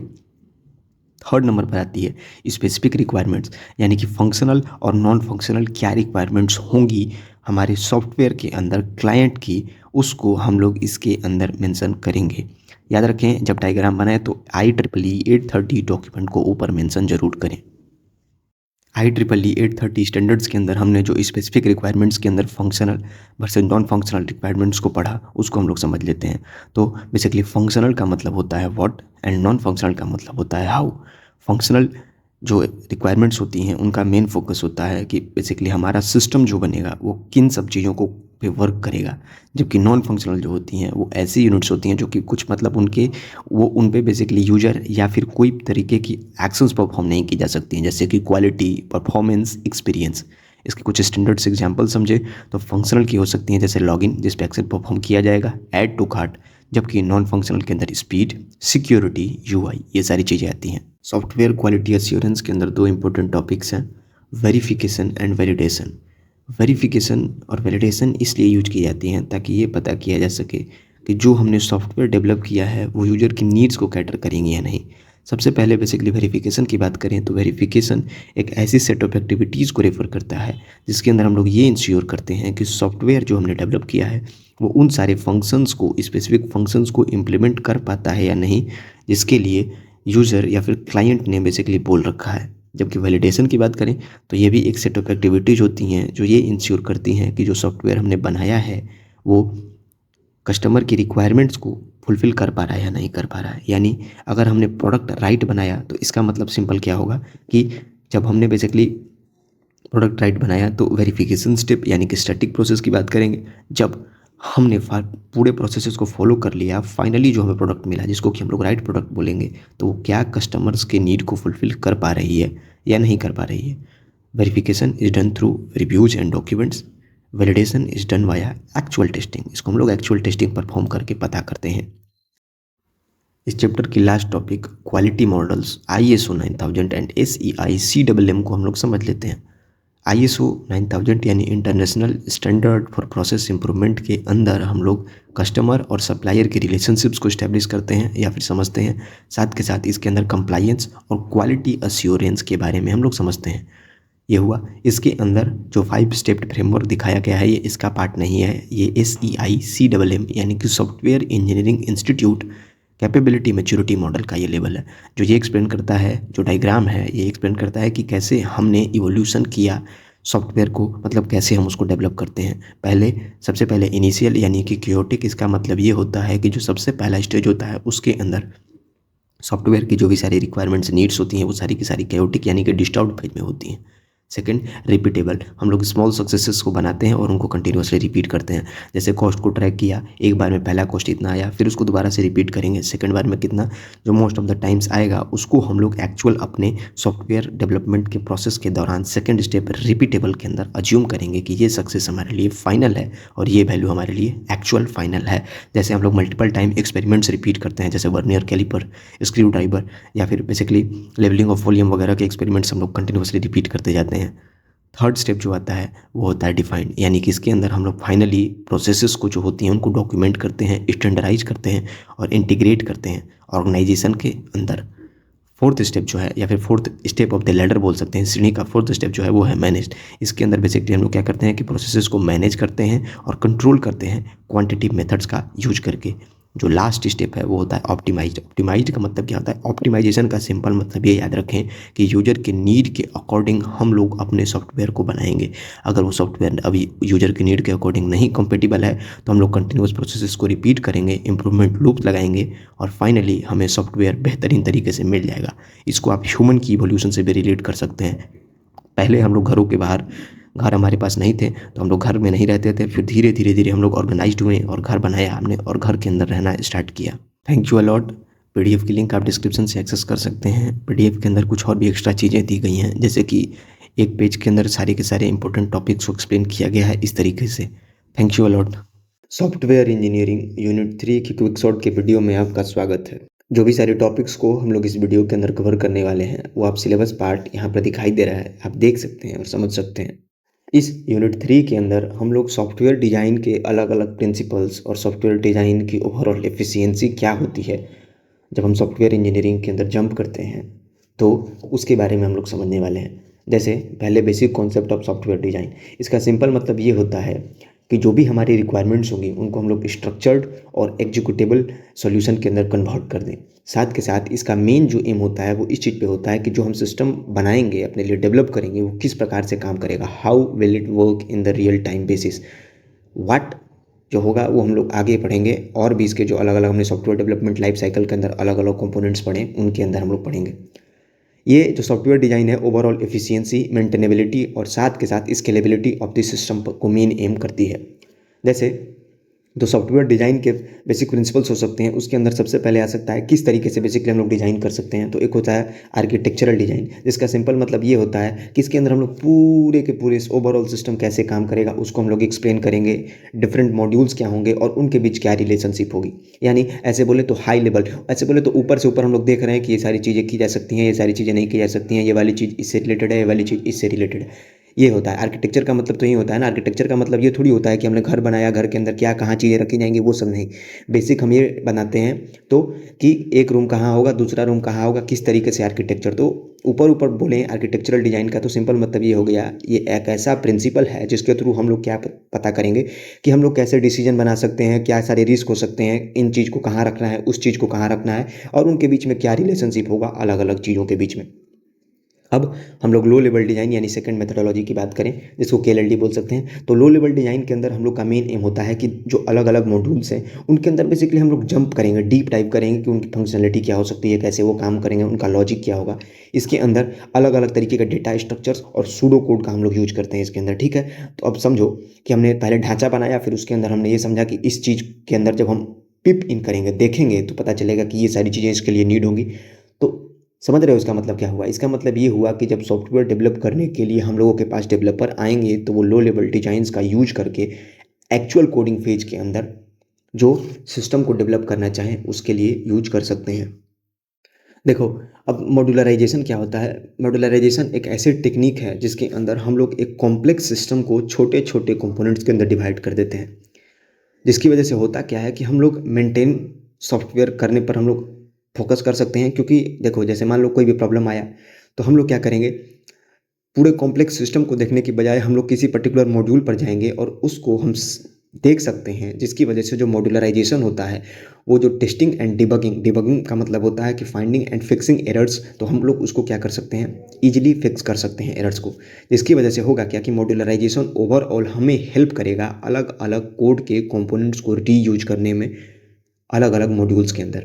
डिजाइन स्ट्रक्चर चार्ट की बात करें तो ये सिंपल क्या होते हैं, जो मॉड्यूलराइजेशन के अंदर हमने बताया कि ये हमारा कंपोनेंट ऐसे होगा, ऐसे ऐसे फंक्शनलिटी करेगा, इसके अंदर ये मॉड्यूल्स होंगे, इन मॉड्यूल्स का ये काम होगा। उसको जब हम लोग एक ग्राफिकल रिप्रेजेंटेशन दे देते हैं तो उसको बोलते हैं डिजाइन स्ट्रक्चर चार्ट्स, जिसका सिंपल मतलब ये होता है कि हम लोग डिफरेंट डिफरेंट मॉड्यूल्स के बीच में डायरेक्ट कॉलिंग रिलेशनशिप शो कर सकते हैं। यानी जो प्रोसेस है वो कौन से काम करेगा, इनपुट जो होगा वो कौन से काम करेगा, तो उनकी ओवरऑल फंक्शनलिटी को हम लोग शो कर सकते हैं। मैंने कई बार ये रिपीट किया कि one picture is worth 1000 words. तो जब हमने पिक्चर बना दिया ना, तो ये हमें टॉप डाउन सिस्टम आर्किटेक्चर को विजुअलाइज करने में काफ़ी ज़्यादा हेल्प करेगा। कि जैसे ऐसे समझो फैमिली ट्री होती है कि दादा, उसके बाद पापा, उसके बाद मम्मी। तो सिंपली हम लोग जब ऊपर से देखेंगे तो हम लोग ये बताएंगे कि हम किसके बेटे हैं, या हमारे पापा कौन है, या पापा के पापा कौन है। तो सिंपल डिजाइन स्ट्रक्चर चार्ट यही करते हैं, एक प्रॉपर सॉफ्टवेयर के लिए फैमिली ट्री डेवलप करने में मदद करते हैं। जैसे यहाँ पर दिया गया है कि मेन सिस्टम जो है उसके अंदर इनपुट, प्रोसेस और आउटपुट। अब प्रोसेस जो है उस सॉफ्टवेयर जैसे हम डेवलप कर रहे हैं तो उसका मेन प्रोसेस क्या है, कैलकुलेट करना या फिर फॉर्मेटिंग करना, ये सारी चीज़ें। तो मॉड्यूलराइजेशन और डिजाइन स्ट्रक्चर चार्ट्स को हम लोग ऐसे समझ सकते हैं। ये टॉपिक मेरे को थोड़ा कंफ्यूज करती है तो इसको हम लोग अच्छे से समझ लेते हैं। सूडो कोड और फ्लो चार्ट। देखो, सूडो कोड कोड जो होता है वो बेसिकली एक इनफॉर्मल रिप्रेजेंटेशन होता है लॉजिक का। हम लोग इंग्लिश के अंदर रिप्रेजेंट कर सकते हैं या फिर जिस भी लैंग्वेज के अंदर हम लोग चाहें उसके अंदर रिप्रेजेंट कर सकते हैं। ये लैंग्वेज इंडिपेंडेंट होता है और ये इजी टू अंडरस्टैंड होता है। जबकि ऐसे समझे तो ये क्या करता है, हमारा जो लॉजिक है उसको हमारे इंग्लिश से रिलेट करता है। कहने का मतलब क्या है कि जो हम एक्चुअल कोड लिखने वाले हैं उसको हम लोग इंग्लिश से रिलेट करेंगे। तो हम क्या लिखेंगे, जैसे मान लो कि इफ 2 इज लेस देन 3 ऐसे हमने लिखा, then jump on to this statement और एल्स, ऐसे jump on to this statement. तो सूडो कोड सिंपल ये होता है, एक प्रकार का कोड जो कि हमने खुद के हिसाब से लिख रखा है, कंप्यूटर को समझाने के लिए नहीं, खुद को समझाने के लिए। जबकि फ्लो चार्ट की जब हम लोग बात करते हैं तो फिर यहाँ पर आता है one picture is worth 1000 words. तो इसके अंदर हम लोग बेसिकली क्या करेंगे कि हम लोग डायग्राम्स के थ्रू रिप्रेजेंट करेंगे। डायग्राम जो होते हैं वो ओवरऑल बहुत बेहतरीन तरीके होते हैं हमारे ओवरऑल लॉजिक को रिप्रेजेंट करने के लिए। इसीलिए मैं डायग्राम्स बना करके भी देता हूँ, क्योंकि उससे हम लोग बहुत सारा इन्फॉर्मेशन लेस टाइम के अंदर कन्वे कर सकते हैं। जैसे फ्लो चार्ट के अंदर हम लोग ओवल स्टार्ट के लिए रिप्रेजेंट करने के लिए यूज करेंगे, रेक्टेंगल जो होगा वो प्रोसेसेस शो करने के लिए यूज करेंगे, और जो डायमंड होगा वो रिलेशनशिप शो करने के लिए या फिर डिसीजन शो करने के लिए हम लोग यूज कर सकते हैं। ठीक है, तो जैसे यहाँ पर दिया गया है कि हमने स्टार्ट किया, रेक्टेंगल के अंदर हमने रीड प्रोसेस को एग्जीक्यूट किया, फिर हमने डिसीजन लिया कि एन अगर ग्रेटर देन 0 है तो नेक्स्ट प्रोसेस एग्जीक्यूट करेंगे, और अगर एन लेस देन 0 आता है, एन बेसिकली लेस देन 0 आता है तो उसके केस में फॉल्स हो जाएगा, यानी हम लोग एंड कर देंगे प्रोसेस को। कपलिंग, कपलिंग क्या होता है, ऐसे समझो कि तुमने एक आदमी से रास्ता पूछा, उसने बोला कि वहाँ से राइट मुड़िए, फिर वहाँ पहुँच जाए तो वहाँ से लेफ्ट मुड़ जाइएगा, फिर वहाँ से आप राइट मुड़ जाइएगा, फिर आप वहाँ से लेफ्ट मुड़ जाइएगा। मैंने क्या बोला, मैं खुद कंफ्यूज हो गया, आप तो कंफ्यूज हो ही जाएंगे। तो कपलिंग यही होता है कि रिलायंस जो होता है, जिस डिपेंडेंस किसी के ऊपर वो बहुत कम हो। जितना ज़्यादा डिपेंडेंस किसी के ऊपर कम होगा उतना ज़्यादा मॉड्यूल्स के बीच में बेटर होगा। ये लाइफ पे भी ओवरऑल डिपेंडेंट है। You should be dependent on your self for your task, for your work, ये सारी चीज़ें फिलोसफी की बात बाद में। तो जितनी ज़्यादा कपलिंग कम होगी उतना ज़्यादा डिजाइन बेटर होगा, वहीं यहाँ पे एक्सप्लेन किया गया है। इसके टाइप्स जो हो सकते हैं, सबसे वर्स्ट होता है कंटेंट, फिर आता है कॉमन, फिर आता है कंट्रोल, फिर स्टैम्प और फिर डेटा। हमेशा डेटा कपलिंग के लिए ही एम करना होता है, क्योंकि डेटा कपलिंग क्या होती है, बेस्ट होती है। यहाँ पर जैसे लिखा गया है हाई कपलिंग हमारे लिए बैड होती है। कोहेसन की बात करें तो कोहेसन बेसिकली क्या होता है कि हमारे जो मॉड्यूल है, सिंगल मॉड्यूल, उसके बीच में इंटरनल स्ट्रेंथ को मेजर करता है। यानी ऐसे बोले तो उस सिंगल मॉड्यूल के अंदर कितना ज़्यादा एक दूसरे के ऊपर कंपोनेंट्स डिपेंडेंट है। तो जितना ज़्यादा कोहेसन होगा ना, उतना ज़्यादा हमारे लिए बेटर डिजाइन हो जाएगा। ऐसे समझो कि एक पर्टिकुलर मॉड्यूल के अंदर हम लोग चेक कर रहे हैं, हमने किसी एक पर्टिकुलर प्रॉब्लम को फिक्स किया, तो अब उसकी वजह से अलग अलग कंपोनेंट्स के अंदर भी अगर प्रॉब्लम आया होगा, उसकी उस पर्टिकुलर कंपोनेंट की वजह से उस मॉड्यूल के अंदर, तो वो सारे प्रॉब्लम फिक्स हो जाएंगे। जैसे यहाँ पर क्या किया गया है कि एक पर्टिकुलर थिंग को परफेक्टली करो, वो काफ़ी है कोहेसन के अंदर। कोहेसन को मैंने ऐसे एक्सप्लेन किया है कि strength inside a single module. इसके टाइप की बात करें तो सबसे फर्स्ट होता है कोइंसिडेंटल, फिर आता है लॉजिकल, फिर टेम्पोरल, फिर प्रोसीजरल, फिर कम्युनिकेशनल, सिक्वेंशियल और फंक्शनल। फंक्शनल जो होता है वो सबसे बेस्ट होता है। तो कपलिंग कम और कोहेसन ज़्यादा। डिजाइन टेक्निक्स के अंदर फंक्शन ओरिएंटेड भी और ऑब्जेक्ट ओरिएंटेड भी आता है। फंक्शन ओरिएंटेड का मतलब क्या होता है कि हमारा सिस्टम जो होता है वो स्ट्रक्चर्ड होता है प्रोसेसेस या फिर फंक्शंस के अकॉर्डिंग, जिसकी वजह से होता क्या है कि हम लोग डेटा फ्लो डायग्राम्स बना सकते हैं या फिर स्ट्रक्चर चार्ट्स का यूज कर सकते हैं, और ये एक टॉप डाउन अप्रोच को फॉलो करता है। जबकि ऑब्जेक्ट ओरिएंटेड डिजाइन जो होता है उसके अंदर हम लोग रियल वर्ल्ड ऑब्जेक्ट्स और क्लासेस का यूज करते हैं, जिसकी वजह से जावा में पढ़ा होगा हमें, यहाँ पर भी इनकैप्सुलेशन, इनहेरिटेंस और पॉलीमॉर्फिज्म जैसे कॉन्सेप्ट्स अचीव होते हैं जब हम ऑब्जेक्ट ओरिएंटेड डिजाइन पे वर्क कर रहे होते हैं तब, जिसकी वजह से हमें एक फ्लेक्सिबल रीयूजेबल कोड और बेटर कोड मिलता है, जिसको कि हम लोग मॉडर्न कॉम्प्लेक्स सिस्टम्स के अंदर यूज कर सकते हैं। टॉप डाउन डिजाइन की बात करें तो टॉप डाउन डिजाइन जो होता है उसके अंदर हम लोग क्या करते हैं, मेन सिस्टम से स्टार्ट करते हैं और प्रोग्रेसिवली उसको छोटे छोटे मॉड्यूल्स के अंदर ब्रेक करते जाते हैं, जिसके कारण ओवरऑल स्ट्रक्चर जो होता है वो काफ़ी आसान हो जाता है और हम लोग उसको ईजिली अंडरस्टैंड कर सकते हैं। इसका ड्रॉबैक क्या होता है कि जैसे हमने बड़ी चीज़ों पर तो फोकस किया, लेकिन छोटे मॉड्यूल्स जो हो सकते हैं उनके अंदर कुछ कॉम्प्लेक्सिटी आ सकती है, कुछ एरर्स आ सकते हैं। इनिशियली उनको हम लोग फिक्स कर सकते हैं टेस्टिंग और डिबगिंग के थ्रू। जबकि बॉटम अप डिजाइन क्या होता है कि हम लोग एक ब्रिक बाय ब्रिक स्ट्रक्चर को प्रिपेयर करेंगे, यानी एक लो लेवल स्मॉल मॉड्यूल से स्टार्ट करेंगे और फिर हम लोग एक कॉम्प्लेक्स कंप्लीट सिस्टम को फॉर्म करेंगे। अब देखो, इसके अंदर हम लोगों ने छोटे मॉड्यूल से स्टार्ट किया है, तो हर एक मॉड्यूल के बारे में हमें आइडिया होगा। अब उस मॉड्यूल को क्या कर सकते हैं, अगर आगे कहीं ज़रूरत पड़ी तो हम लोग उसको यूज भी कर सकते हैं। समझ में आ रही है बात? लेकिन इसका ड्रॉबैक क्या है कि इसके अंदर हम लोग छोटे छोटे मॉड्यूल से स्टार्ट कर रहे हैं, तो शुरुआत में शायद हमें ये भी पता ना हो कि हम लोग क्या बना रहे हैं, लेकिन जैसे जैसे हम लोग बनाते जाएंगे वैसे वैसे हमें पता चलता चला जाएगा कि हम लोग सही रास्ते पर हैं या नहीं। वेरिफिकेशन एंड वैलिडेशन जो कि हमने पहले पढ़ रखा है। देखो, अब सॉफ्टवेयर मेजरमेंट एंड मैट्रिक्स का मतलब क्या होता है कि हम लोग, ये एक ऐसा टूल है जिसके थ्रू हम लोग ये मेजर कर सकते हैं कि सॉफ्टवेयर की साइज़ क्या होगी, उसके अंदर कितनी कॉम्प्लेक्सिटी क्या होगी और उसकी क्वालिटी क्या होगी। ये सबसे इंपॉर्टेंट और क्रूशियल चीज़ है जिसके थ्रू हम लोग ये मेजर कर सकते हैं कि ओवरऑल कॉस्ट क्या होगा और प्रोजेक्ट की प्लानिंग हम लोग प्रॉपर्ली कर सकते हैं। इसके ब्रॉडर टाइप्स की बात करें तो एक होता है साइज ओरिएंटेड, जिसको कि लाइन ऑफ कोड बोल सकते हैं हम लोग। एक होता है फंक्शन ओरिएंटेड, जिसको कि हम लोग फंक्शन पॉइंट एफपी बोल सकते हैं। सबसे पहले साइज ओरिएंटेड मैट्रिक्स यानी कि लाइन ऑफ कोड वाले की बात करें तो ये हाईली डिपेंडेंट होता है लाइन ऑफ कोड के ऊपर। अब यहीं से तुम ये समझो या फिर आप ये समझिए कि अलग अलग एडिटिंग सॉफ्टवेयर्स के अंदर अलग अलग कोडिंग जो सॉफ्टवेयर्स हैं उनके अंदर जब हम कोड प्रिपेयर करेंगे तो ऑब्वियसली वो सेम लाइन के तो नहीं होंगे, अलग अलग लाइन के होंगे, क्योंकि लॉजिक अलग अलग होता है ना। पाइथन के अंदर जो कोड है उसी लैंग्वेज के अंदर काम करता नहीं है। इसकी वजह से क्या होता है कि ये जो साइज ओरिएंटेड मैट्रिक्स की जो अप्रोच है, मैट्रिक्स में मेजरमेंट टेक्निक है, वो हाईली लैंग्वेज डिपेंडेंट होती है, यानी लैंग्वेज के ऊपर ये काफ़ी ज़्यादा डिपेंड करती है। हालांकि ये काफ़ी इजी होती है कैलकुलेशन के लिए, लेकिन इसका जो डिसएडवांटेज है वो ये है कि एफिशिएंट कोडिंग को अवॉइड करती है, और इसका जो मेन जो एडवांटेज आता है वो यूजर या फिर जो प्रिपेयर कर रहा होता है उसको नहीं जाता है। कौन से कोडिंग सॉफ्टवेयर का आप यूज कर रहे होते हैं उस पर ज़्यादा डिपेंडेंट होता है ये, जिसकी वजह से ऐसे बोले तो ये एक्यूरेट मेजर नहीं होता है डेवलपर की प्रोडक्टिविटी की। सॉफ्टवेयर मेजरमेंट एंड मैट्रिक्स के अंदर जो सारी टेक्निक हमने अभी तक पढ़ी, जैसे हमने पहले कुछ टेक्निक्स के बारे में समझा जिसके अंदर बेसिक जो मेन एम था वो लाइन ऑफ कोड पे था, लेकिन अब जो हमारा मेन एम है वो अलग अलग चीज़ों पे है। जैसे हॉलस्टिड सॉफ्टवेयर मैट्रिक्स है, इसका मेन एम होता है कि हमने कितने डिफरेंट ऑपरेटर्स और ऑपरेंड्स अपने एक्सप्रेशन के अंदर या फिर अपने कोड के अंदर यूज किया। ठीक है, तो इसका ओवरऑल कॉम्प्लेक्सिटी मेजर करने का जो तरीका होता है वो किसी पर डिपेंडेंट है, ऑपरेटर्स और ऑपरेंड पे। और इसके थ्रू जो हम लोग मेजर कर सकते हैं वो प्रोग्राम की ओवरऑल कॉम्प्लेक्सिटी और एस्टिमेटेड एफर्ट को कैलकुलेट कर सकते हैं, क्योंकि हमने मेजरमेंट और मैट्रिक्स के अंदर टेक्निक्स यही पढ़ा कि हम लोग एफर्ट, या फिर टाइम या फिर कॉस्ट कितना लगेगा, इन सारी चीज़ों को कैलकुलेट कर सकते हैं। ठीक है, ये कुछ डेराइव्ड मैट्रिक्स को यूज करते हैं, जैसे कि प्रोग्राम का कितना वॉल्यूम है या फिर उसकी डिफ़िकल्टी क्या है, इन सारी चीज़ों को भी ये यूज कर सकते हैं। Halstead software matrix. Function point की बात करें तो ये जो मेन इनका एम होता है वो तो मेजरमेंट का होता है, लेकिन ये किस चीज़ पे डिपेंडेंट होते हैं, ये डिपेंडेंट होते हैं यूजर की रिक्वेस्टेड फंक्शनैलिटी के ऊपर। ये थोड़ा बेहतरीन है, ये हमने उसके अंदर पढ़ा है सॉफ्टवेयर प्रोजेक्ट मैनेजमेंट के अंदर। ये लाइन्स ऑफ कोड पे डिपेंडेंट नहीं होता है, ये थोड़ा बेहतरीन है, क्योंकि इसके अंदर जो मेन पैरामीटर्स हैं वो ये हैं। मैंने इसको एसपीएम के अंदर भी कराया है, ये काफ़ी अच्छा लगता है। इसके अंदर एक डायग्राम होता है जिसके अंदर हम लोग इनपुट डाल सकते हैं, आउटपुट डाल सकते हैं, इंक्वायरी, लॉजिकल फाइल और एक्सटर्नल इंटरफेस फाइल्स भी डाल सकते हैं, जिसका यूज करके हम लोग ओवरऑल कॉम्प्लेक्सिटी मेजर कर सकते हैं, जिसके थ्रू वहीं एफर्ट, टाइम, कॉस्ट, इन सारी चीज़ों को एस्टिमेट कर सकते हैं। जो सॉफ्टवेयर मेजरमेंट एंड मैट्रिक्स है उसके अंदर हम लोग दो टेक्निक और समझ लेते हैं। एक है साइक्लोमेट्रिक कॉम्प्लेक्सिटी, जो कि मेनली फंक्शन पॉइंट मेथड पे डिपेंडेंट होती है, ऐसे बोल सकते हैं। और एक होता है कंट्रोल फ्लो ग्राफ, जिसके थ्रू हम लोग मेजर कर सकते हैं किस चीज़ को, कि जो हमारी सिस्टम है उसके अंदर कितनी डिफिकल्टी है, उसकी कॉम्प्लेक्सिटी क्या है। साइक्लोमेट्रिक कॉम्प्लेक्सिटी के बारे में समझते हैं। ये basically number of independent paths हमारे प्रोग्राम के अंदर कितने हैं उसको मेजर करती है।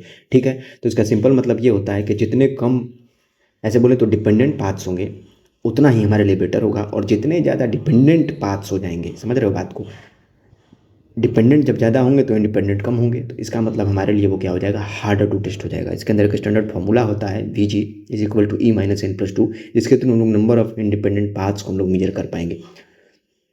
ऐसे सिंपल याद रखना कि साइक्लोमेट्रिक कॉम्प्लेक्सिटी के अंदर हम लोग को एक डायग्राम के थ्रू कंप्यूट करना होगा, और जब हमारे पास स्टेटमेंट्स होंगी तो उसके लिए हम लोग कंट्रोल फ्लो ग्राफ को यूज करते हैं, जहाँ पर कि नोट्स जो होती हैं वो स्टेटमेंट को शो करती हैं और एजेस जो होती हैं वो कंट्रोल के फ्लो को शो करती हैं। जैसे यहाँ पर 1 2 3 4 5 करके शो किया गया है, यहाँ पर स्टेटमेंट भी दिया जा सकता है, लेकिन यहाँ पर हमारे पास अभी नोट्स दी गई हैं, तो इसके लिए हम लोग साइक्लोमेट्रिक कॉम्प्लेक्सिटी यूज करेंगे। देखो, तो हमने पढ़ा था कि नंबर ऑफ इंडिपेंडेंट पाथ्स, तो एग्जाम के अंदर ये फॉर्मूला तो यूज कर ही सकते हो, वरना देखो 2 इंडिपेंडेंट पाथ्स हैं इसके अंदर, 1 2 3 5 पहला, या फिर 1 2 4 5 दूसरा। तो ये हो गया। अब हम लोग फॉर्मूले के थ्रू अगर चेक करें तो हमारे पास 5 नोड हैं और 5 एजेस हैं हमारे पास। तो VG is equal to E minus n+2 जब हम लोग कंप्यूट करेंगे तो हमारे पास वैल्यू जो आएगी that will be equal to 2 only, that is number of independent paths is equal to 2। अगर ये बढ़ के 20 हो जाएंगे तो हमारे लिए वो सॉफ्टवेयर जो हो जाएगा वो हार्ड हो जाएगा टेस्ट करने के लिए। आ रही है बात समझ में? थैंक यू अलॉट अगर यहाँ तक वीडियो देखा है तो। ये इस पूरे के पूरे चैप्टर की समरी आपको एक PDF के पेज के थ्रू मिल जाएगी, और इस PDF को अगर आप एक्सेस करना चाहते हैं तो लिंक डिस्क्रिप्शन में दी गई है। सॉफ्टवेयर इंजीनियरिंग यूनिट 4 की क्विक शॉर्ट के वीडियो में आपका स्वागत है। जो भी सारे टॉपिक्स को हम लोग इस वीडियो के अंदर कवर करने वाले हैं वो आप अपनी स्क्रीन पर देख सकते हैं। पिछली यूनिट में हमने सॉफ्टवेयर को डिजाइन करने के बारे में पढ़ा, अब हम लोग सॉफ्टवेयर टेस्टिंग के बारे में पढ़ेंगे। यानी जब हम लोग सॉफ्टवेयर डिजाइन कर लेंगे, जब हमने उसको इम्प्लीमेंट कर लिया है, तो हम चेक करने की कोशिश करेंगे कि उसके अंदर किसी प्रकार का एरर या फिर बग ना हो। अगर वो बग होगा तो बेसिकली जो सॉफ्टवेयर की क्वालिटी होगी वो डिग्रेड कर जाएगी। तो इसको ऐसे बोल सकते हैं, ये एक बोले तो बॉडी गार्ड की तरह वर्क करेगा, जिसके थ्रू हम लोग ये इंश्योर कर पाएंगे कि हमारा जो सॉफ्टवेयर है वो करेक्टली फंक्शन कर रहा है और वो रिलायबल है। साथ के साथ ये जो सॉफ्टवेयर टेस्टिंग होता है वो डिफरेंट लेवल्स पे वर्क करता है। ऐसे बोले तो ये एक हायरार्कियल लेवल पे वर्क करता है, उसके बारे में हम लोग इस यूनिट में पढ़ेंगे, जिसके अंदर आते हैं unit integration system testing.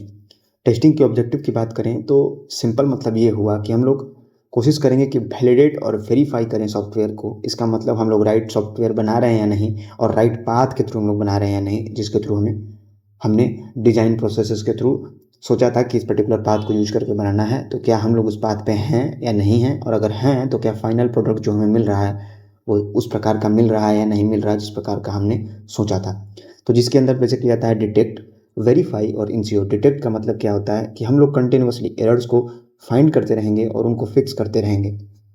Verify का मतलब क्या हो जाएगा कि कंटिन्यूअसली हम लोग ये भी चेक करते रहेंगे कि जो क्लाइंट की रिक्वायरमेंट्स है उसको हमारा सॉफ्टवेयर मीट कर रहा है या नहीं कर रहा है। और इंश्योर का मतलब क्या होता है कि इंश्योर का सिंपल मतलब ये होता है कि हम लोग इस चीज़ को हमेशा अश्योर करके रखेंगे कि जो परफॉर्मेंस हो और लॉन्ग टर्म रिलायबिलिटी हो सॉफ्टवेयर की वो इंश्योर्ड हो। यही बेसिकली इंश्योर के अंदर कहने का मतलब है। तो टेस्टिंग का ऑब्जेक्टिव है डिटेक्ट, वेरीफाई और इंश्योर। जो हमने पढ़ा कि सिस्टम या फिर यूनिट या फिर इंटीग्रेशन टेस्टिंग जो लेवल्स होते हैं सॉफ्टवेयर टेस्टिंग के, अब हम लोग उसके बारे में समझ लेते हैं। सबसे पहले हम लोग यूनिट टेस्टिंग के बारे में समझ लेते हैं। ये PYQ के लिए भी काफ़ी इंपॉर्टेंट है।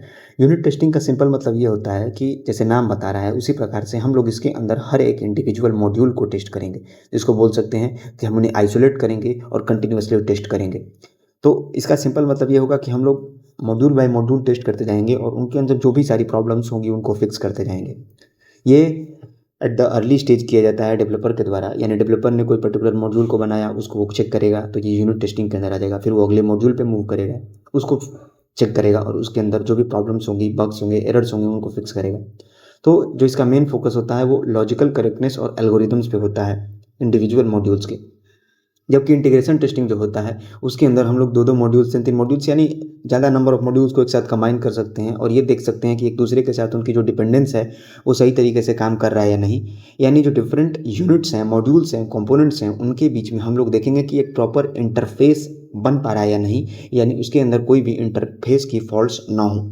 इसके थ्रू हम लोग डेटा फ्लो को चेक कर सकते हैं और interaction between different modules check कर सकते हैं। इसके 2 तरीके हो सकते हैं। एक होता है टॉप डाउन इंटीग्रेशन, जिसके अंदर हम लोग क्या करेंगे कि एक पर्टिकुलर मेन कंट्रोल को हम लोग शो करेंगे कि डाउनवार्ड जो अगर हम डिफरेंट जैसे एक हाई लेवल पे मैनेजर है तो मैनेजर के डिफरेंट चीज़ों के साथ कैसा रिलेशन है, एम्प्लॉई के साथ कैसा रिलेशन है, कोई अगर हमारी कंपनी को मैनेज करने वाला उसका पूरा डेटा देखने वाला है तो उसके साथ क्या रिलेशन है, मतलब हम लोग मैनेजर से स्टार्ट करेंगे। जबकि बॉटम अप इंटीग्रेशन के अंदर क्या करेंगे, एम्प्लॉई से हम लोग चेक करते जाएंगे, एम्प्लॉई और उसके थोड़े हायर लेवल के बीच में क्या रिलेशन है, फिर उस पर्टिकुलर लेवल से अगले वाले लेवल पे क्या है।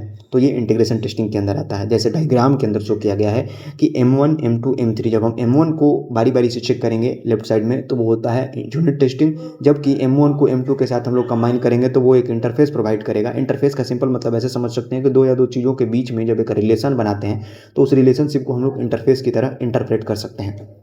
तो M1 और M2 के बीच में हम लोग चेक करेंगे कि क्या उनके बीच में अगर डिपेंडेंसी है तो वो सही तरीके से डिपेंडेंसी काम कर रही है या नहीं कर रही है। ये सारी चीज़ें होती हैं इंटीग्रेशन टेस्टिंग के अंदर, जिसके अंदर हम लोग टॉप डाउन और बॉटम अप इंटीग्रेशन टेस्टिंग पढ़ते हैं।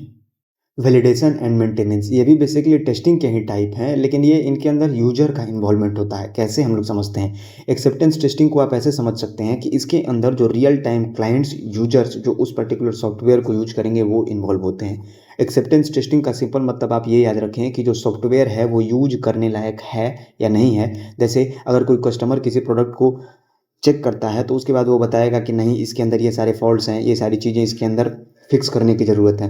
तो ये बेसिकली क्या होता है, इंटायरली इस पर मेन फोकस जो होता है वो क्लाइंट या फिर एंड यूजर पे होता है। उनके थ्रू हम लोग चेक करने की कोशिश करेंगे कि हमारा जो सॉफ्टवेयर है वो उनके पर्पज को सॉल्व कर पा रहा है या नहीं। ठीक है, तो ये क्या होता है, एक फाइनल गेटवे होता है before the commercial delivery of the software. जबकि जो रिग्रेशन टेस्टिंग होता है उसके अंदर हम लोग क्या करते हैं, उसके अंदर जैसे मान लो कि हमें पता चला कि इस सॉफ्टवेयर के अंदर ये बग है, उस बग को हम लोग फिक्स करेंगे और फिर हम लोग ये चेक करेंगे कि अगर हमने इस पर्टिकुलर बग को फिक्स किया है तो क्या इसके बाद हमारे सॉफ्टवेयर के अंदर कोई नया प्रॉब्लम तो नहीं आ गया। इसी को बेसिकली बोलते हैं, जैसे ऐसे समझो कि अपडेट के बाद हम लोग ऐप को वापस चेक करेंगे कि इसके अंदर कोई और तो प्रॉब्लम नहीं आ गई। ये चीज़ इसके अंदर हम लोग बोलते हैं। तो ऐसे बोलें कि there should be no any origin for the new errors, जब हमने पुराने एरर को फिक्स किया है तब। ठीक है, तो ये सबसे इंपॉर्टेंट कब होता है, जब हम लोग न्यू फीचर्स सॉफ्टवेयर के अंदर डालते हैं तब, या फिर किसी बग को हम लोग पुराने प्रॉब्लम को फिक्स करने की कोशिश कर रहे हैं तब। ठीक है, तो ये एक बैकबोन की तरह काम करता है। बैकबोन की तरह ऐसे क्योंकि ये काफ़ी इंपॉर्टेंट स्टेप है। ऐसा ना हो कि हम नई चीज़ें करते जाएं, पता चले पुरानी चीज़ें सब उड़ाते चले जा रहे हैं, ऐसा काम नहीं होता है। तो रिग्रेशन टेस्टिंग के अंदर यही होता है कि अगर हमने कोड को मान लो जैसे चेंज किया तो उसके बाद हम लोग रिग्रेशन टेस्टिंग लगा के कंटिन्यूअसली चेक करेंगे कि नई चीज़ की वजह से पुरानी चीज़ बदली तो नहीं, सिस्टम स्टेबल है या नहीं। वैलिडेशन और मेंटेनेंस, जिसके बेसिस हमने लिया यूजर्स को कि यूजर्स का इन्वॉल्वमेंट इसके अंदर कैसा है। अब हम लोग चेक कर लेते हैं फंक्शनैलिटी वर्सेस परफॉर्मेंस, यानी कि ये एक दूसरा डायमेंशन है टेस्ट करने का, जिसके अंदर हमारा मेन एम जो होगा वो फंक्शनैलिटी और परफॉर्मेंस पे होगा। फंक्शनैलिटी का सिंपल मतलब आप ये याद रखें कि हमने कोई पर्टिकुलर सॉफ्टवेयर बनाया, उसके अंदर कुछ फंक्शनैलिटी होंगी, तो क्या वो अपने एक्सपेक्टेड बिहेवियर्स को परफॉर्म कर रहा है एक्यूरेटली या फिर नहीं एक्यूरेटली परफॉर्म कर रहा है। जैसे एग्जाम्पल, अगर हमने लॉगिन स्क्रीन बनाया है तो पता चला हमने लॉगिन किया और वो खुल गया गूगल, तो वो वर्थ इट नहीं है। ये सबसे इंपॉर्टेंट चीज़ है।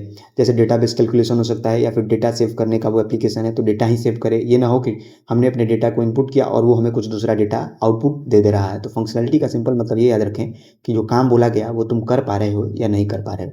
फिर टेस्टिंग फॉर परफॉर्मेंस, सिंपल ऐसे याद रखें कि सॉफ्टवेयर जो हमने असाइन किया है उसके अंदर स्पीड होनी चाहिए, रिस्पॉन्सिवनेस होनी चाहिए और स्टेबिलिटी होनी चाहिए। जब उसके अंदर अगर हम लोग डिफरेंट तरीके के टास्क परफॉर्म करते हैं तब, ऐसा ना हो कि उसके अंदर बहुत सारे यूजर्स एक ही बार में आए तो वो सॉफ्टवेयर ही क्रैश कर जाए या फिर उसके अंदर बहुत सारे प्रॉब्लम्स आने लगे, बग्स आने लगे।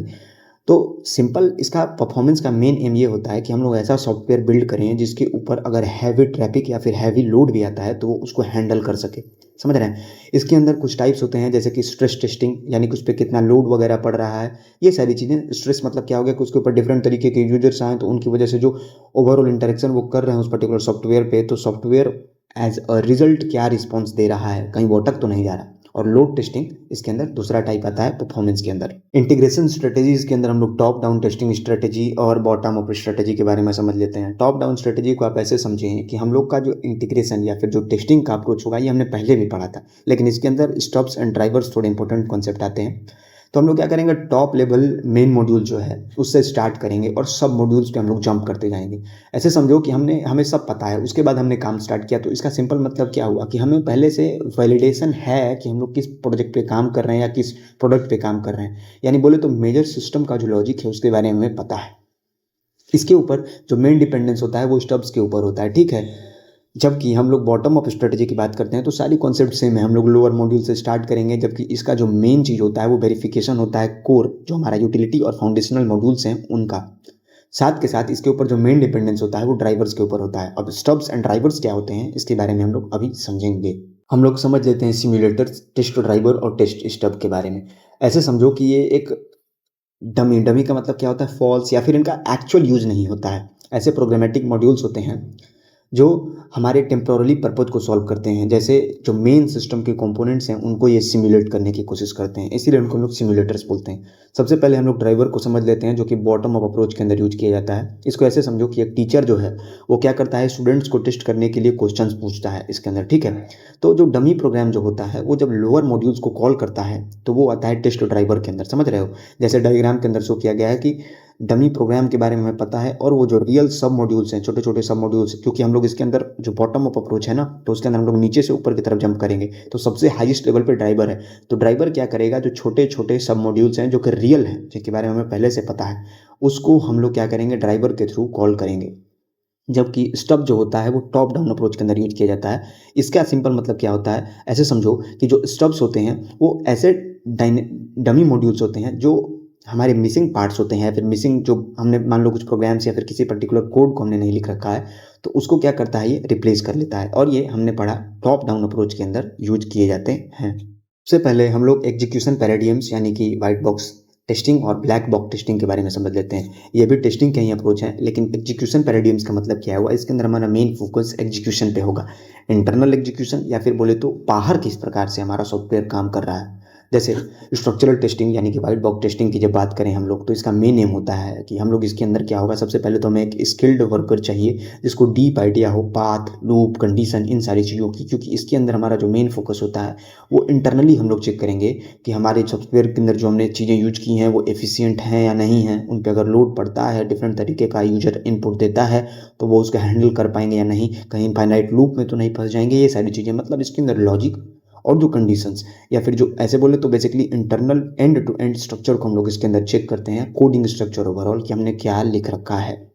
जबकि फंक्शनल टेस्टिंग यानी कि ब्लैक बॉक्स टेस्टिंग की बात करें, ब्लैक बॉक्स टेस्टिंग जो है इसके बारे में एक फिजिक्स में भी पढ़ना था फर्स्ट सेमेस्टर में, जिसके बारे में ब्लैक फिजिक्स के अंदर बेसिकली कि ब्लैक बॉक्स होता है जिसके अंदर क्या होता है कुछ पता ही नहीं होता है, we can not probe inside, हम लोग उसके अंदर देख नहीं सकते। तो वहीं इसके अंदर आता है कि हम लोग केवल आउटपुट देखेंगे, ठीक है, इनपुट की करस्पॉन्डिंग आउटपुट कि हमने क्या इनपुट दिया, क्या आउटपुट मिला। कोड के बारे में कुछ हमें पता ही नहीं होता है। जैसे ऐसे समझो, अब स्ट्रक्चरल टेस्टिंग का एक स्टैंडर्ड एग्जांपल हो सकता है कि मशीन हमारे पास, छोटे बच्चे जब हम होते हैं तो क्या करते हैं, हमारा आदत होता है कि ये कैसे काम कर रहा है, इसको हम खोल के पूरा सब इधर उधर कर देंगे और उसके बाद देखेंगे कि नहीं ये वाला ऐसे यूज हुआ था, ये वाला ऐसे यूज हुआ था। तो ये आ जाता है वाइट बॉक्स टेस्टिंग के अंदर, यानी पूरे का पूरा खोल दिया, इधर उधर सब कर दिया, उसके बाद हम लोग चेक कर रहे हैं। जबकि फंक्शनल टेस्टिंग यानी कि ब्लैक बॉक्स टेस्टिंग जो होती है उसके अंदर हमारा मेन एम होता है कि हमने टीवी के रिमोट का बटन दबाया, इनपुट दिया, आउटपुट। अब हम ये थोड़ी सोचेंगे कि ये चैनल कैसे आ गया, इसके बाद तो ये चैनल आना चाहिए था। मतलब मेन फोकस हमारा सिंपल ये होता है कि हम इनपुट दें, आउटपुट मिले, जो कि मेन हमारी लाइफ भी तो ऐसे ही चलती है, इनपुट दें, आउटपुट मिले। हम ये नहीं सोचना चाहते हैं कि हमें अंदर हमारा क्या वर्क चल रहा है actually. The test data and final validation phases, इसके अंदर क्या होता है, टेस्ट डेटा सूट प्रिपरेशन का मतलब क्या होता है, ऐसे समझो कि हम लोग पर्टिकुलर सॉफ्टवेयर के लिए वैलिड, इनवैलिड और अलग अलग बाउंड्री वैल्यूज और एज केसेस के बारे में हम लोग चेक करेंगे। कहने का मतलब क्या है, कि इसके अंदर हम लोग टेस्ट के लिए अलग अलग इनपुट देंगे, अलग अलग इनपुट के डेटा बनाएंगे, उसके अकॉर्डिंग हम लोग चेक करेंगे कि हमारा सॉफ्टवेयर कैसे परफॉर्म कर रहा है। जैसे समझो कि एक ग्रुप ऑफ स्टूडेंट है, उसके लिए टीचर क्या करेगा, डिफरेंट डिफरेंट सेट के क्वेश्चन पेपर बनाएगा, set A, set B, set C. अब उसको स्टूडेंट्स के बीच में डिस्ट्रीब्यूट करेगा, तो स्टूडेंट्स बताएंगे कि सर ये वाला पेपर अच्छा था, ये वाला पेपर खराब था, ये वाले पेपर हम लोग नहीं सॉल्व कर पाए, ये टफ था। तो simple testing data suit preparation का मतलब क्या हुआ कि हम लोग डिफरेंट डिफरेंट इनपुट के डेटा बनाएंगे, यानी डिफरेंट डिफरेंट पेपर बनाएंगे और उनको सॉफ्टवेयर के अंदर पुट करके चेक करने की कोशिश करेंगे कि हमारा सॉफ्टवेयर उस पर्टिकुलर डेटा के अकॉर्डिंग कैसे परफॉर्म करता है। इसके अंदर आते हैं अल्फा टेस्टिंग और बीटा टेस्टिंग। अल्फा टेस्टिंग जो होता है वो सिंपल ऐसे याद रखो कि इसके अंदर जो हमारे डेवलपर्स होते हैं, जो बेसिकली इंटरनली जो काम कर रहे होते हैं, वो इसको टेस्ट कर रहे हैं, ठीक है। जैसे इसके अंदर क्या होता है कि हमारे पास कंट्रोल्ड इन्वायरमेंट होता है और उसके अंदर हम लोग क्या करेंगे, चेक करेंगे। सिंपल ऐसे समझो कि जो स्किल्ड वर्कर्स हैं वो इसको चेक करेंगे कि कैसे ये इनपुट है तो ये इसके करस्पॉन्डिंग क्या आउटपुट होगा। तो सिंपल अल्फा टेस्टिंग का मतलब ये हुआ कि इंटरनली इसके अंदर पूरा कंट्रोल हमारा होता है, जो डेवलपर्स होते हैं उनका, कि किस प्रकार से सॉफ्टवेयर को टेस्ट करना है, पूरा तोड़ मड़ोड़ करके उसको टेस्ट कर लेना है, चेक कर लेना है। जबकि बीटा टेस्टिंग जो होता है, ऐसा देखा होगा कुछ बीटा वर्जन एप्लीकेशन के लॉन्च होते हैं, जैसे गूगल क्रोम बीटा या फिर कोई भी, तो बीटा टेस्टिंग सिंपल इसलिए लॉन्च किया जाता है कि यूजर उसको चेक करें उसके कॉरस्पॉन्डिंग डेटा पुट करके, ठीक है। तो जैसे आते हैं बहुत सारे बीटा वर्जन की एप्लीकेशंस, तो उनका सिंपल काम ये होता है कि हम लोग उसके अंदर बहुत सारे प्रॉब्लम्स होते हैं, तो एक लार्ज ग्रुप ऑफ यूजर जो होता है वो उसके अंदर के डिफरेंट प्रॉब्लम्स को आइडेंटिफाई करता है, फिर बताता है उनको कि नहीं ये सारे प्रॉब्लम्स हैं। तो इसके अंदर क्या होता है, इन्वायरमेंट कंट्रोल नहीं होता, ठीक है। इसके अंदर जो मेन यूजर्स होते हैं वो रियल टाइम यूजर्स होते हैं, जो उस पर्टिकुलर सॉफ्टवेयर को यूज कर सकते हैं रियल वर्ल्ड इन्वायरमेंट के अंदर। प्री एग्जीक्यूशन यानी स्टैटिक टेस्टिंग और रिव्यूज के बारे में हम लोग समझते हैं। स्टैटिक टेस्टिंग का सिंपल मतलब ये समझो, जैसे सॉफ्ट स्किल के अंदर पढ़ा था ना, चर्निंग, एज्यूमुलेशन, स्किमिंग, स्कैनिंग। तो हम लोग ऊपर ऊपर क्या करेंगे, डॉक्यूमेंट को बेसिकली स्कैन करेंगे, और हम लोग नहीं, जो बेसिकली डेवलपर्स होंगे, जो जिनको काफ़ी कुछ आइडिया है, तो ऊपर से देख करके काफ़ी कुछ बता देंगे कि यहाँ पर स्ट्रक्चर की गलती लग रही है, यहाँ पर लॉजिक की गलती लग रही है। तो सिंपल इसके थ्रू हम लोग क्या करेंगे कि रिक्वायरमेंट और डिजाइन प्रोसेस के दौरान हम लोग डिफरेंट डिफरेंट प्रॉब्लम्स को आइडेंटिफाई कर लेंगे। अब ऊपर ऊपर हमने बहुत सारे प्रॉब्लम्स को आइडेंटिफाई किया, तो ऑब्वियसली हर बार कोड चलाने की ज़रूरत नहीं होती है, यानी इसके अंदर हम लोग कोड नहीं चलाते हैं। तो जब कोड नहीं चल रहा है तो हमारा काफ़ी ज़्यादा टाइम बच रहा है, ठीक है।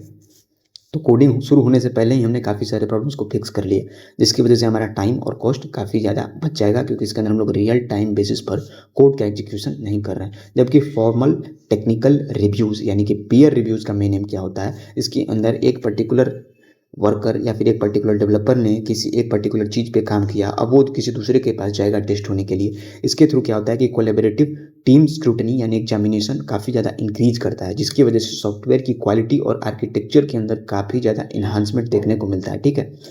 इसके थ्रू हम लोग डिफरेंट तरीके के डिफेक्ट्स या फिर प्रॉब्लम्स या फिर बग्स को फाइंड कर सकते हैं, क्योंकि एक पर्टिकुलर एम्प्लॉय को देखने का नज़रिया दूसरा हो सकता है, दूसरे का देखने का नज़रिया दूसरा हो सकता है। तो इसके थ्रू हम लोग मल्टीपल प्रॉब्लम्स को आइडेंटिफाई कर सकते हैं लेस टाइम के अंदर, अलग अलग चीज़ों को अलग अलग लोगों के पास कंटिन्यूसली रोटेट करके, सिंपल तरीके से। हमने पूरे के पूरे टेस्टिंग के बारे में समझ लिया कि अलग अलग टेस्टिंग क्या हो सकती हैं। उसके बाद हमने ये समझा कि हम कैसे कोड के अंदर अलग अलग, या फिर जो सॉफ्टवेयर है उसके अंदर अलग अलग तरीके से प्रॉब्लम्स को आइडेंटिफाई कर सकते हैं, जैसे स्टैटिक टेस्टिंग, या फिर हमने पढ़ा जो पीयर रिव्यूज टेक्निक, जिसके अंदर कोलेबरेटिव टीम स्क्रूटनी को इन्हांसमेंट देते हैं हम लोग। ये हुआ। अब सबसे इंपॉर्टेंट क्या होता है कि अब हम लोग रिव्यू स्पेक्ट्रम, यानी जो हमने सब कुछ कर लिया, अब हम लोग रिव्यू करेंगे कि क्या हमने जो प्रिपेयर किया है वो सही है या नहीं है, वैलिडेशन, या फिर बोले तो स्टैंडर्ड्स के अनुसार वो मैच कर रहा है या नहीं, ठीक है। The review spectrum and standards. Walk through का सिंपल मतलब क्या होता है, ये एक इनफॉर्मल प्रोसेस होता है, जिसके अंदर जो कोडर होता है या फिर जो डेवलपर होता है, जिसने कोड को लिख रखा होता है, वो अपने कोड को एक्सप्लेन करता है, ठीक है, और दूसरे उसके अकॉर्डिंग क्या करते हैं, फीडबैक देते हैं। ऐसे समझो क्लास के अंदर हम लोग गए और अपना प्रेजेंटेशन दे रहे हैं, तो ये होता है वॉक थ्रू। तो वॉक थ्रू का सिंपल मतलब क्या होता है, इसके अंदर इंटरेक्शन काफ़ी ज़्यादा होता है, लेकिन ये इनफॉर्मल होता है, ठीक है। इसका मेन एम होता है कि ये पता करना कि लोगों के फीडबैक क्या हैं हमारे कोड, हमारे जो हमने प्रॉब्लम को जिस तरीके से फिक्स किया है उसके ऊपर, ठीक है, और नॉलेज को ट्रांसफ़र करना। जबकि दूसरा जो होता है वो होता है कोड इंस्पेक्शन, जिसको कि हम लोग सिंपल क्या बोलेंगे, एक फॉर्मल टेक्निक है। क्यों? क्योंकि कोड इंस्पेक्शन के अंदर क्या होता है कि प्रॉपर रूल्स के साथ हम लोग कोड को डिटेल्ड चेकिंग परफॉर्म करेंगे। जैसे ऐसे समझ सकते हो कि हमने अपने आंसर शीट को लिखा है और एग्जामिनर उसको चेक कर रहा है, तो ऐसा थोड़ी है कि क्वेश्चन नंबर 2 का ए लिखना है, उसमें तुमने बी लिख दिया तो चेक कर देगा, नहीं, वो चेक नहीं करेगा, वो गलत हो जाएगा। यही यहाँ पर होता है कि इसके अंदर हमारे पास एक स्ट्रिक्ट डिफेक्ट चेकलिस्ट और डेजिग्नेटेड रोल्स होते हैं इसके अंदर, ठीक है। जैसे कहने का मतलब क्या है कि हमारे पास पहले से कुछ रूल्स होते हैं जिसके अकॉर्डिंग हमारा जो सॉफ्टवेयर है वो फिट होना चाहिए। साथ के साथ इसके अंदर कुछ डिजिग्नेटेड रोल्स भी इसके लिए होते हैं, जैसे मॉडरेटर और रीडर। ठीक है, ये बहुत इफेक्टिव होता है, जिसके थ्रू हम लोग कॉम्प्लेक्स लॉजिकल फ्लॉज को आइडेंटिफाई कर सकते हैं, क्योंकि एग्जामिनर के सामने कॉपी है और वो चेक करेगा कि नहीं, ये बच्चा इस चीज़ में गलती कर रहा है, ये बच्चा इस चीज़ में गलती कर रहा है। ये हाईली फॉर्मल टेक्निक होती है। जबकि थर्ड, स्टैंडर्ड्स का सिंपल मतलब ये होता है कि इसके अंदर हम लोग अपने जो भी कोड लिख रखे हैं वो रूल्स और स्टैंडर्ड्स को फॉलो कर रहा है या नहीं। कोड इंस्पेक्शन के अंदर हमने क्या किया कि इसके अंदर कोड की डिटेल चेकिंग करते हैं, लेकिन कंप्लायंस विद स्टैंडर्ड्स या फिर स्टैंडर्ड्स का सिंपल मतलब ये होता है कि जो कोड हमने लिख रखा है वो रूल्स और स्टैंडर्ड को फॉलो कर रहा है या नहीं। जैसे एग्जाम के अंदर एप्लीकेशन लिखना है तो एप्लीकेशन के लिए एक अलग स्ट्रक्चर होगा, ऐसे के लिए एक अलग स्ट्रक्चर होगा, एडवर्टाइजमेंट लिखेंगे तो उसके लिए एक अलग स्ट्रक्चर होगा। तो यहाँ पर वही मेन होता है कि डिजाइन और कोडिंग गाइडलाइंस को स्ट्रिक्टली फॉलो करना है, जिसके थ्रू हम लोग रीडेबिलिटी और मेंटेनेबिलिटी काफ़ी ज़्यादा इन्हांस कर सकते हैं अपने पर्टिकुलर सॉफ्टवेयर के अंदर। ठीक है, ये काफ़ी ज़्यादा क्रिटिकल होता है किसके लिए, मैं बस पढ़ रहा हूँ सीमलेस टीम कोलेबोरेशन और professional development of the software के लिए। तो ये जो हमने टेक्निक्स पढ़ी, इनका सिंपल एम ये है कि भले ही ये इनफॉर्मल हो या फिर फॉर्मल हो या फिर स्टैंडर्ड टेक्निक हो, इनका सिंपल एम ये है, अगर मैं समराइज करूँ तो रूल्स को फॉलो करना, ताकि जो कॉपी चेकिंग हो या फिर जो सॉफ्टवेयर हो वो परफेक्टली रूल्स के अंदर अलाइंड हो। लेकिन ये सारी चीज़ों को करने से पहले हम लोग ये भी चेक करेंगे, बोल करके लोगों को बता करके कि हमने क्या लिखा है, क्या एक्सप्लेन किया है। चीटिंग नहीं, चीटिंग एग्जाम में जैसे करते हैं वो नहीं बता रहा हूँ, प्रेजेंट करना, अपनी आइडियाज़ को एक्सप्लेन करना और उन पर्टिकुलर आइडियाज़ को आंसर शीट में लिखना स्टैंडर्ड रूल्स को फॉलो करके, ताकि जब एग्जामिनर उसे चेक करे फॉर्मली जो किया गया कोड इंस्पेक्शन के अंदर, तो वो अलाइंड हो प्रॉपरली।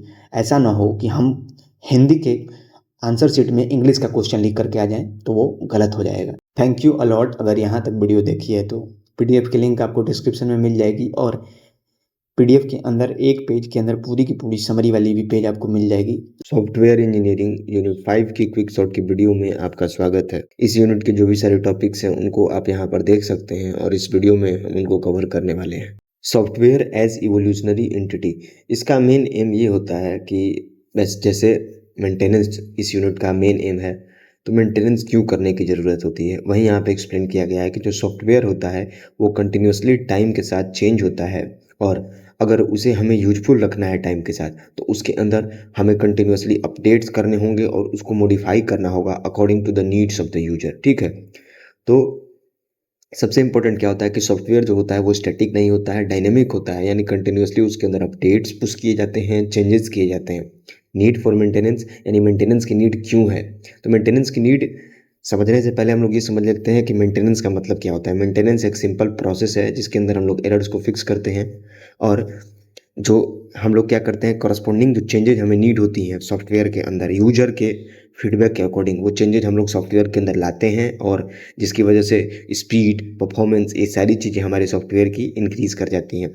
सबसे इम्पोर्टेंट क्या है कि यूजर की जो नीड्स हैं उसके अकॉर्डिंग अगर हम लोग सॉफ्टवेयर को मेंटेन नहीं करेंगे तो जो सॉफ्टवेयर होगा वो फर्दर फ्यूचर के अंदर यूज़ में नहीं लिया जाएगा यूजर्स के द्वारा। तो जो सॉफ्टवेयर डेवलपमेंट लाइफ साइकिल होता है उसका 60 to 70% जो ओवरऑल कॉस्ट होता है वो मेंटेनेंस पे ही जाता है, क्योंकि maintenance is an essential part of the software once it has been released, एक बार वो रिलीज हो चुका है तब। जैसे यहाँ पर एक कंटिन्यूस इवोल्यूशन का डायग्राम शो किया गया है, जिसके अंदर जैसे हमने सॉफ्टवेयर को रिलीज किया हम लोग यूजर के फीडबैक को पढ़ेंगे, समझेंगे, फीडबैक टीम समझेगी, और उस पर जो डेवलपर टीम है या फिर जो मॉडिफिकेशन के लिए टीम असाइंड है वो मॉडिफाई करेगी और सॉफ्टवेयर के डिफरेंट वर्जन्स के अकॉर्डिंगली सॉफ्टवेयर को इवॉल्व करेगी, जब तक कि वो यूजर की नीड को पूरी तरीके से कैटर ना कर ले।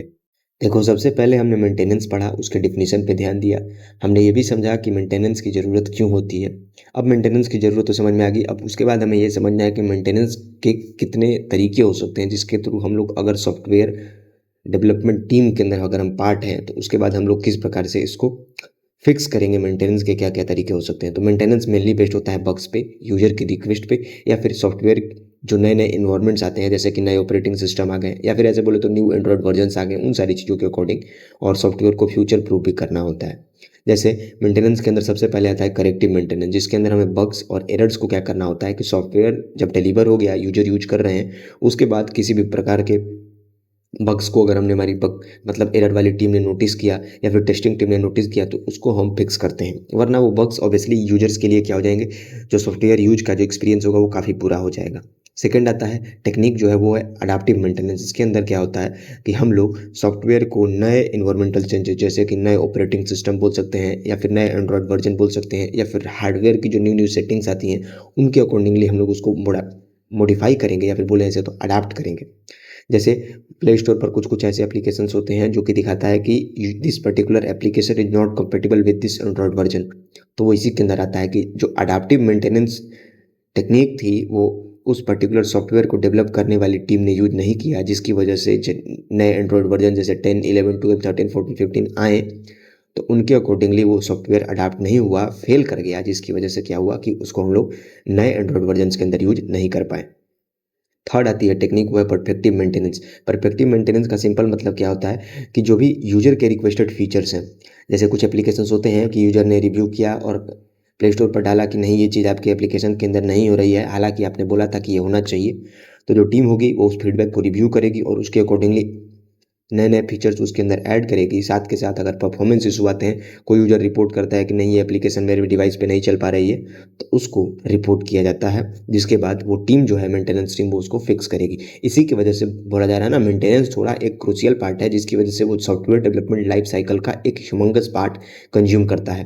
प्रिवेंटिव मेंटेनेंस की बात करें तो इसका मतलब क्या हो जाएगा कि हमें फ्यूचर के कोई भी प्रॉब्लम्स हमें अगर दिखता है कि नहीं, अगर इस पर्टिकुलर कोड को हमने अपडेट नहीं किया और यूजर ने कोई ऐसा इनपुट दे दिया जो सॉफ्टवेयर को क्रैश करा दे, तो हमारे लिए वो प्रॉब्लमेटिक हो जाएगा। तो उस पर्टिकुलर प्रॉब्लम को सॉल्व करने के लिए, जो कि फ्यूचर में प्रॉब्लम क्रिएट ना करे, उसके लिए हम लोग प्रिवेंटिव मेंटेनेंस को यूज करते हैं। यहाँ पर डायग्राम में भी शो किया गया है करेक्टिव, जिसको कि हम लोग मेनली हमारा एम होता है बग्स को फिक्स करना, एडाप्टिव यानी कि इन्वायरमेंट के अकॉर्डिंगली अडाप्ट करना सॉफ्टवेयर को, और प्रिवेंटिव प्रिवेंटिव का मतलब फ्यूचर के अकॉर्डिंगली उसको अडाप्ट करना, और परफेक्टिव का मतलब जो भी सारे फेल्यूर्स हों उसको आइडेंटिफाई करना, फिक्स करना, या फिर यूजर के रिक्वेस्टेड अपडेट्स को उसके अंदर ब्रिंग करना यानी उसके अंदर फॉस्टर करना।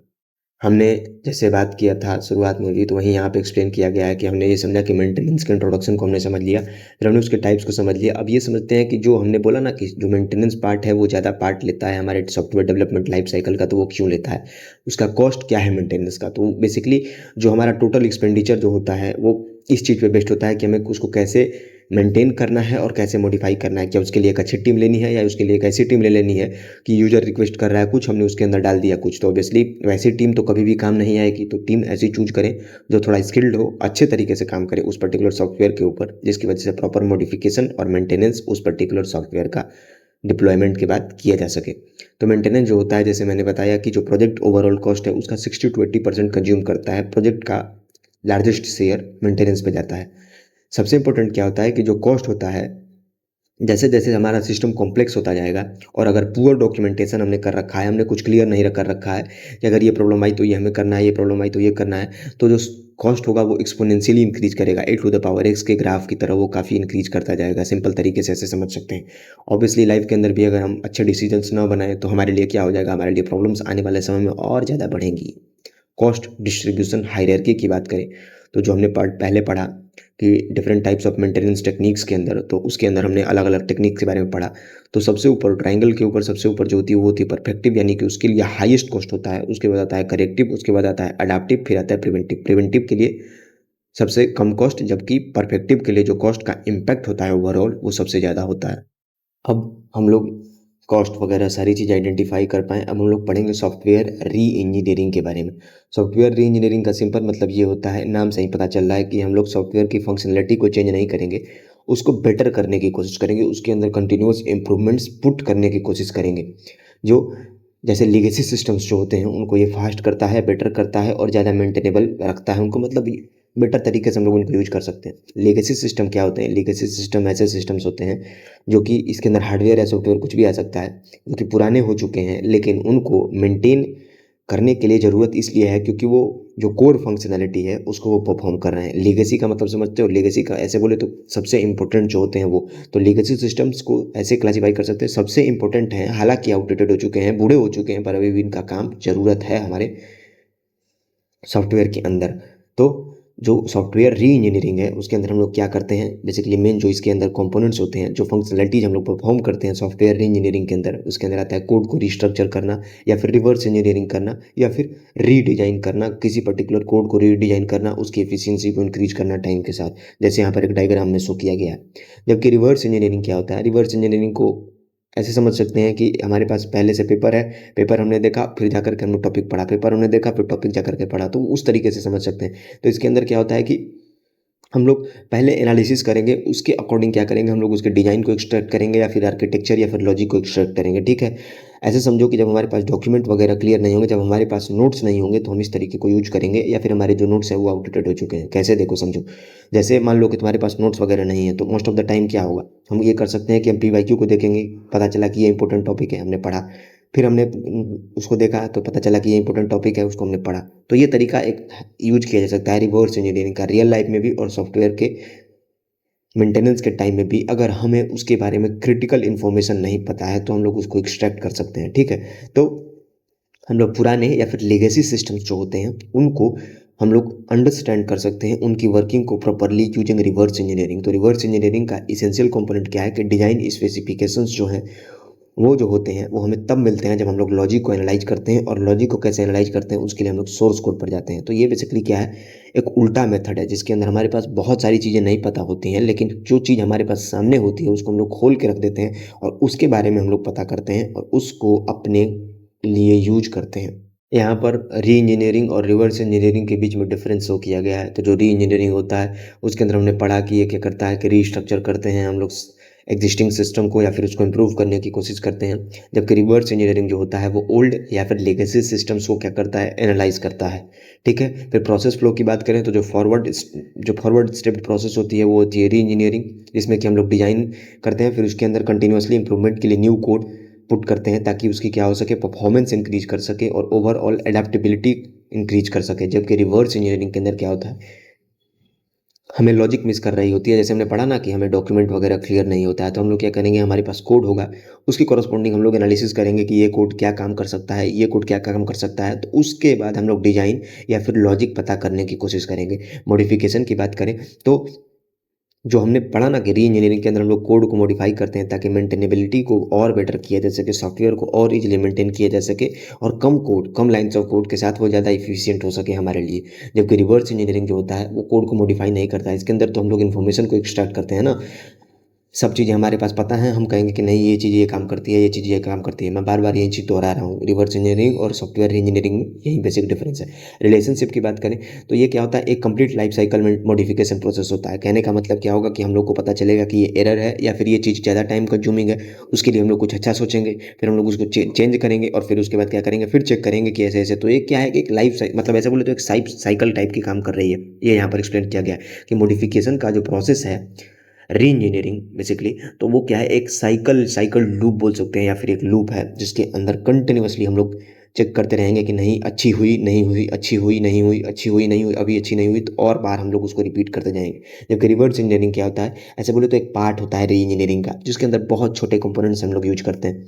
हमने क्या किया कि हमारे पास सब कुछ है, वही दोहरा रहा हूँ वापस से, सब कुछ है, हम लोग उसको एनालाइज करेंगे कि नहीं ये प्रॉब्लम है, ये चीज़ फिक्स करनी है, ये चीज़ फिक्स करनी है। इसके अंदर हमारा मेन एम एडेप्टेबिलिटी या फ्यूचर स्कोप नहीं होता है, हमारा मेन एम ये होता है कि अगर हमारे पास डॉक्यूमेंट्स नहीं है तो हम लोग कैसे भी लॉजिक या फिर कोड या फिर डिज़ाइन को पता कर लें, जिसके थ्रू अगर हमें उस पर्टिकुलर सिस्टम को आगे फ्यूचर में अपडेट्स करने हैं उसके अंदर, तो हम लोग कर पाएँ। अब हम लोग सॉफ्टवेयर कॉन्फ़िगरेशन मैनेजमेंट और एससीएम एक्टिविटीज़ के बारे में समझ लेते हैं। तो जो सॉफ्टवेयर कॉन्फ़िगरेशन मैनेजमेंट है वो सबसे इम्पोर्टेंट है, और इसके अंदर हम लोग क्या पढ़ते हैं, इसके अंदर हम लोग बेसिकली मैनेजमेंट भी आता है, ऑर्गेनाइज करना और कंट्रोल करना सॉफ्टवेयर के अंदर चेंजेज, समझ रहे हैं। फिर उसके बाद क्या आता है कि इसके जो ये सॉफ्टवेयर कॉन्फ़िगरेशन मैनेजमेंट है, जैसे हमने इलेक्ट्रॉनिक कॉन्फ़िगरेशन वगैरह नहीं पढ़ रखा था कि हम लोगों को क्या करना है कि बैलेंसिंग को सेटिस्फाई करना है, ये सारी चीज़ों को मेंटेन करके रखना है। तो उसकी वजह से होगा क्या, हमारे जो जैसे हमने हाइड्रोजन लिया, हीलियम लिया, इन सारी चीज़ों को, तो उनके अंदर क्या हो जाएगा कि अगर हम लोग थोड़ा मोड़ा चेंजेस करेंगे ना तो उसकी वजह से इनकंसिस्टेंसी आ जाएगा, बॉन्ड फॉर्मेशन के अंदर प्रॉब्लम आ जाएगी। मैं थोड़ा पीछे जा रहा हूँ लेकिन बस इसको रिलेट करने की कोशिश कर रहा हूँ। तो सॉफ्टवेयर कॉन्फ़िगरेशन मैनेजमेंट का यही मतलब होता है कि मैनेज करना, ऑर्गेनाइज करना और कंट्रोल करना सॉफ्टवेयर के अंदर इस प्रकार से चेंजेज जिसकी वजह से कंसिस्टेंसी हो और स्ट्रिक्ट वर्जन कंट्रोल हमारे हाथ में हो, ठीक है। तो जो सॉफ्टवेयर कॉन्फ़िगरेशन मैनेजमेंट है उसके अंदर हम लोग ये भी ट्रैक करते हैं कि किसने मॉडिफिकेशन किया, क्यों किया गया और कब किया गया, कैसे, यहाँ पर एक्सप्लेन किया गया है एससीएम एक्टिविटीज़ या फिर एससीएम प्रोसेस के अंदर। कॉन्फ़िगरेशन आइडेंटिफिकेशन यानी इसके अंदर हम लोग सिंपली आइडेंटिफाई करेंगे कि हमारा जो ओवरऑल कॉन्फ़िगरेशन है उसके अंदर कितने इलेक्ट्रॉन्स हैं, कितने प्रोटॉन्स हैं, कितने न्यूट्रॉन्स हैं, इससे रिलेट कर सकते हैं। यानी इसके अंदर हम लोग ये पता करेंगे सॉफ्टवेयर के अंदर जो सॉफ्टवेयर कॉन्फ़िगरेशन मैनेजमेंट है तो उसके अंदर हम लोग क्या पता करेंगे, इसके अंदर हम लोग पता करेंगे कंपोनेंट्स कौन कौन से यूज किए होंगे, उनके कौन कौन से वर्जन्स यूज किए गए हैं। सेकंड चीज़ आता है चेंज कंट्रोल, यानी इसके अंदर हम लोग सिंपली ये असाइन करेंगे कि कौन अपडेट कर सकता है या फिर हम लोग उसको ऑथराइज करेंगे कि चलो भाई तुम्हें अलाउड है, तुम अपडेट कर सकते हो सॉफ्टवेयर के अंदर। तो ये हो गया चेंज कंट्रोल। थर्ड आता है वर्जन कंट्रोल, यानी इसके अंदर हम लोग सॉफ्टवेयर के अलग अलग वर्जन्स को क्या करेंगे, मेंटेन करके रखेंगे। ठीक है, अगर मान लेते हैं कि हमें पता चला कि नहीं इस पर्टिकुलर वर्जन के अंदर प्रॉब्लम्स है तो हम लोग उसको डिग्रेड कर सकते हैं या फिर अपग्रेड कर सकते हैं कंटिन्यूअसली कोड के अंदर चेंजेस करके। फोर्थ आता है स्टेटस अकाउंटिंग, यानी इसका मेन एम क्या होता है कि जो भी चेंजेस हम लोग परफॉर्म कर रहे हैं उसके स्टेटस को कंटिन्यूअसली ट्रैक करना और रिपोर्ट करना। वहीं इस डायग्राम में भी शो किया गया है कि आइडेंटिफाई, कंट्रोल, वर्जन और फिर आता है ऑडिट या फिर स्टेटस, यानी जो चेंजेस हमने परफॉर्म किए उसके स्टेटस को मेंटेन करना, अपडेट करना और ट्रैक करना। सॉफ्टवेयर कॉन्फ़िगरेशन मैनेजमेंट के अंदर हमने बहुत सारी स्ट्रेटजीज़ या फिर टेक्निक्स के बारे में पढ़ा। उसमें से दो इंपॉर्टेंट हैं, वो है चेंज कंट्रोल प्रोसेस, यानी इसके अंदर क्या होता है, ये एक सिस्टमैटिक अप्रोच है जिसके अंदर हम लोग सारे के सारे ऑल्ट्रेशन, चेंजेज, इंप्रूवमेंट्स जो भी हमने प्रोडक्ट के अंदर किया है उसको हम लोग मेंटेन, मैनेज करने की कोशिश करते हैं। जो चेंज का रिक्वेस्ट है वो डेवलपर भी कर सकता है या फिर यूजर भी कर सकता है। तो रिक्वेस्ट जो होता है वो किया गया, उसके बाद उसको इवेल्युएट किया जाएगा, फिर अप्रूव या फिर रिजेक्ट किया जाएगा और उसके बाद उसको इम्प्लीमेंट और टेस्ट किया जाएगा कि सॉफ्टवेयर पे इसका कोई नेगेटिव इम्पैक्ट तो नहीं पड़ रहा है। सॉफ्टवेयर वर्जन कंट्रोल की बात करें तो इसका सिंपल मतलब ये होता है कि डिफरेंट वर्जन्स को ट्रैक करना, उनको अपने पास रखना, मतलब इस चीज़ के लिए कि हम अगर अच्छे सॉफ्टवेयर को नहीं डेवलप कर पा रहे हैं, अच्छे वर्जन को, तो हम लोग उसको डाउनग्रेड कर देंगे या फिर डिग्रेड कर देंगे। ठीक है, तो इसका सिंपल मतलब क्या होता है कि सॉफ्टवेयर वर्जन कंट्रोल हमें ईजी रोलबैक, यानी हम पीछे जा सकते हैं, ये प्रोवाइड करता है पहली चीज़। और दूसरा स्टेज, दूसरा क्या होता है कि इसके थ्रू एक बेहतरीन टीम कोलैबोरेशन को ये डिजाइन करता है। जबकि हम लोग इसके अंदर मेन चीज़ें बात करें तो जैसे यहाँ पर दिया गया है कि वर्जन 1.0 है तो हम लोग वर्जन 1.1, ऐसे बहुत सारे लॉन्च किए जाते हैं, 1.2, 1.3। तो हम लोग क्या करेंगे, कंटिन्यूअस चेंजेस पता करते रहेंगे जिसकी वजह से टीम कोलैबोरेशन काफ़ी ज़्यादा इंक्रीज़ करेगा। पता चलेगा कि ये वर्जन इस टीम को असाइन किया गया है, ये वर्जन इस टीम को असाइन किया गया है, ये वाला वर्जन अच्छा काम नहीं कर रहा है तो हम लोग रोल बैक कर लेंगे प्रीवियस स्टेट पर, जिसकी वजह से जो टीम होगी वो काफ़ी ज़्यादा अच्छे तरीके से सिंक्रोनाइज्ड रूप में काम कर सकेगी।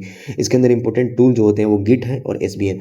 सबसे इंपॉर्टेंट क्या है, जो गिट और एसबीएन ये दोनों हैं, दोनों की दोनों ओपन सोर्स होती हैं, यानी कि थोड़ी बस मैं इंट्रोडक्शन दे रहा हूँ कि ये इसके अंदर हम लोग अगर चाहें ना तो अपने अनुसार अपने अकॉर्डिंगली यूज कर सकते हैं। इसके अंदर कोई भी पेड या फिर प्रीमियम हमें लेने की ज़रूरत नहीं होती है। और इन दोनों का काम, जो एक गिट है और दूसरा है अपाचे सबवर्जन जिसको कि हम लोग एसबीएन बोलते हैं, ये सिंपल इस काम को के लिए यूज करते हैं कि हम लोग जो भी सारे सॉफ्टवेयर के अंदर चेंजेस करें, जो भी सारे अपडेट्स करें, नए वर्जन्स के बारे में स्टडी करें, नए फाइल्स हम लोग अपडेट कर रहे हैं सॉफ्टवेयर के अंदर, तो उन सारी चीज़ों को हम लोग ट्रैक कर सकें, पता कर सकें कि किस लिए हम लोगों ने इन सारी चीज़ों को यूज किया है। कंप्यूटर एडेड सॉफ्टवेयर इंजीनियरिंग जो मेन चीज़ है इसका, ऐसे समझो कि जैसे बोलते हैं कि लाइफ एडेड या फिर ह्यूमन एडेड इन्वायरमेंट या फिर कुछ भी, तो एआई एडेड इन्वायरमेंट। तो इसका मतलब क्या हुआ कि हम लोग क्या करेंगे, उन चीज़ों का हेल्प लेंगे जिसकी वजह से हम लोग दूसरे कंपोनेंट को इम्प्रूव कर सकें। जैसे कंप्यूटर का हेल्प लेंगे सॉफ्टवेयर इंजीनियरिंग के अंदर, कंप्यूटर का हेल्प तो लेते हैं, मतलब इन द ब्रॉडर सेंस में मैं बता रहा हूँ।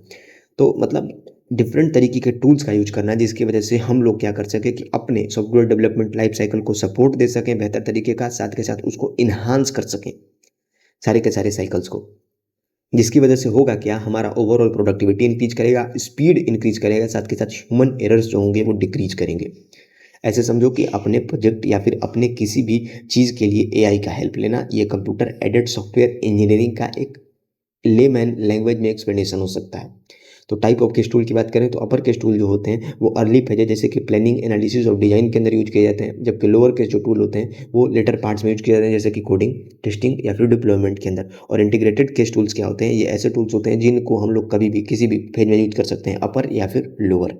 इस वाले टॉपिक को हमने सॉफ्टवेयर प्रोजेक्ट मैनेजमेंट के अंदर भी पढ़ा है। एस्टिमेशन ऑफ प्रोजेक्ट पैरामीटर्स, हमने मेंटेनेंस के बारे में बहुत सारी चीज़ें पढ़ी, उसके टाइप्स के बारे में समझा, कैसे हम लोग उसके अंदर इंप्रूवमेंट कर सकते हैं, इन सारी चीज़ों के बारे में पढ़ा। अब हम लोग ये पता करेंगे कि हम लोगों को ने जो प्रोजेक्ट डेवलप किया है उसको कैसे हम लोग एस्टिमेट कर सकते हैं कि उसका ओवरऑल कॉस्ट क्या होगा, उसके अंदर कौन सी सारी रिसोर्सेज लग रही हैं, ये सारी चीज़ें।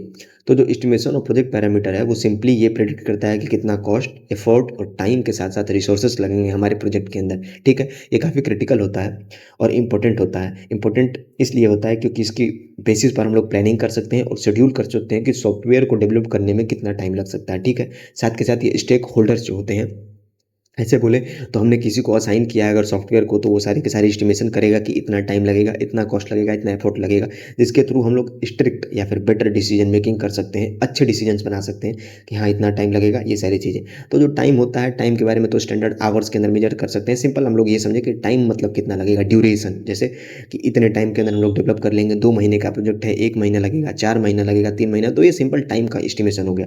जबकि एफर्ट एस्टिमेशन जो होता है वो काफ़ी इंपॉर्टेंट होता है क्योंकि इसके अंदर हम लोग मेजर करते हैं ह्यूमन एफर्ट कितना रिक्वायर्ड होगा, जिसको कि हम लोग पर्सन मंथ्स के अंदर मेजर करते हैं कि मतलब कितने पर्सन को कितने मंथ्स तक ऐसे बोले तो वर्क करना होगा, जिसकी वजह से हम लोगों का सॉफ्टवेयर फाइनली हमारे पास डेवलप्ड होकर मिलेगा। ठीक है, तो ये डिपेंड करेगा किस चीज़ पर भाई, जितना बड़ा सॉफ्टवेयर होगा, जितनी उसकी साइज, जितनी उसकी कॉम्प्लेक्सिटी होगी, इन सारी चीज़ों पर। जबकि कॉस्ट एस्टिमेशन जो होता है उसके अंदर हम लोग ओवरऑल फाइनेंशियल कॉस्ट डिटरमाइन करते हैं कि वो हमारे बजट के अनुसार फिट हो रहा है या नहीं हो रहा है। पता चला कि 36 लाख का हमने प्रोजेक्ट लिया और 37 लाख का हमें घाटा लग गया, तो वो बिल्कुल बेकार चीज़ हो जाएगी, कॉस्ट बहुत ज़्यादा हो जाएगा। कहने का सिंपल मतलब ये है कि प्रोजेक्ट ऐसे लें जिसमें कुछ पैसा आपके लिए बचे। अब ऐसा ना हो कि सारा पैसा बच ही जाए, पता चले क्लाइंट या फिर जो नीड है वो हमें एक ऐसे सॉफ्टवेयर की नीड है जिसके लिए 35 लाख रुपए हमें असाइन किए गए और हमने 1 लाख रुपए में प्रोजेक्ट बना दिया और 34 लाख रुपए हम डकार मार गए, तो वो सही चीज़ नहीं है। कॉस्ट एस्टिमेशन एक बेहतरीन टेक्निक है जिसका यूज इसलिए किया जाता है कि हम लोग एफिशिएंटली सॉफ्टवेयर को डेवलप कर पाएँ। वो सिंपल चीज़ है जिसके थ्रू हम लोग क्या कर पाएंगे, एस्टिमेटेड एफर्ट और हर एक स्टेप को बेटर तरीके से इन्हांस कर पाएंगे अकॉर्डिंग टू द, ऐसे सिंपल समझो कि money is everything for software. क्यों? क्योंकि हमारे पास जितना पैसा होगा उसके अकॉर्डिंगली हम लोग different steps of the software development life cycle को असाइन कर सकते हैं कि नहीं हमारे पास इतना पैसा है, आप इतने दिन तक काम कर सकते हैं इस पर्टिकुलर चीज़ के ऊपर, तो वो सही है। कम पैसा होगा तो उसके अकॉर्डिंगली भी हम लोग अडाप्ट कर लेंगे। सिंपल एस्टिमेशन और प्रोजेक्ट पैरामीटर का मेन एम ये है कि हमारे पास जो भी सारे रिसोर्सेज हैं, इधर इन टर्म्स ऑफ पर्सन, इधर in terms of the cost, इधर in terms of the time, उसके अकॉर्डिंगली सॉफ्टवेयर को मॉडिफाई करना ताकि हम लोग क्लाइंट या फिर जो भी नीड्स हैं उसके अकॉर्डिंगली अपने सॉफ्टवेयर को सिंक्रोनाइज कर सकें। Kokomo model, constructive cost model, ये एक वाइडली यूज्ड एल्गोरिथमिक मॉडल होता है जिसके थ्रू हम लोग ये कैलकुलेट करते हैं कि जो कॉस्ट जो कि बेसिकली मंथ्स के बेसिकली पर्सन मंथ्स के टर्म्स में हम लोग मेजर करेंगे, उसको कैलकुलेट करने के लिए यूज करते हैं। ये पॉपुलर क्यों है? क्योंकि इसके अंदर सिंपली जो डिपेंडेंसी होती है वो लाइन्स ऑफ कोड के ऊपर होती है। एक फॉर्मूला भी होता है कोकोमो का, दैट इज एफर्ट, जो कि बेसिकली हम लोग कैलकुलेट करेंगे पर्सन मंथ्स के अंदर, is equal to A into KLOC to the power B, जहाँ पर के लॉग जो होता है that is kilo lines of code, यानी जो भी सारे लाइन्स ऑफ कोड हमने लिख रखा है उसको हम लोग 1000 के अंदर मेजर करने की कोशिश करेंगे। और ए और बी आर्बिट्ररी कॉन्स्टेंट्स होते हैं। टाइप्स ऑफ कोकोमो की बात करें तो बेसिक कोकोमो, इंटरमीडिएट कोकोमो और डिटेल्ड कोकोमो। जो बेसिक कोकोमो है उसका यूज हम लोग क्विक और सिंपल, ऐसे बोले तो स्मॉल टू मीडियम प्रोजेक्ट्स के लिए यूज करेंगे। जबकि इंटरमीडिएट कोकोमो क्या होता है, इसके अंदर कुछ कॉस्ट ड्राइवर्स, ऐसे समझो कि दिमाग के अंदर हमारे पास पहले से बहुत सारी चीज़ें पता होती हैं, उनको हम लोग अपने दिमाग के अंदर रखते हुए ही सॉफ्टवेयर के अंदर यूज करेंगे ताकि हम लोग एफर्ट्स इस प्रकार से कैलकुलेट कर सकें कि हमारे पास एक एक्यूरेट मेजरमेंट आए। ये सबसे इंपॉर्टेंट चीज़ है इसके अंदर, जिसके लिए हम लोग 15 सब्जेक्टिव कॉस्ट ड्राइवर फैक्टर्स को यूज करते हैं इंटरमीडिएट कोकोमो के अंदर। जबकि डिटेल्ड कोकोमो की बात करें तो इसके, अब डिटेल का मतलब क्या हुआ? डिटेल का मतलब ऐसा थोड़ी हुआ कि हमें समरी मिल जाएगी, नहीं। डिटेल का सिंपल मतलब ये हुआ कि हमारे पास से complex detailed phase wise effort estimation हम लोग कर पाएंगे, यानी हर एक फेज के लिए हम लोग ये कैलकुलेट कर पाएंगे कि हाँ इतना कॉस्ट लगने वाला है, या फिर जैसे हमने पर्सन मंथ्स के अंदर मेजर कर रहे हैं तो पर्सन मंथ्स के अंदर कितना टाइम लगेगा, ये सारी चीज़ें हम लोग मेजर कर सकते हैं। तो बेसिक के अंदर कम टाइम, या फिर बोले तो स्मॉल टू मीडियम प्रोजेक्ट के लिए इंटरमीडिएट के अंदर कुछ सब्जेक्टिव कॉस्ट ड्राइवर्स हम लोग यूज करेंगे, जिसकी वजह से हम लोग एक्यूरेसी को मेन एम करते हैं। जबकि डिटेल्ड के अंदर किसी चीज़ को ध्यान में नहीं रखते हैं, बस हर एक फेज के लिए हमें काफ़ी डिटेल्ड एनालिसिस मिल जाती है। Thank you a lot. अगर यहाँ तक वीडियो देखा है तो पीडीएफ की लिंक आपको डिस्क्रिप्शन में मिल जाएगी। Bye bye.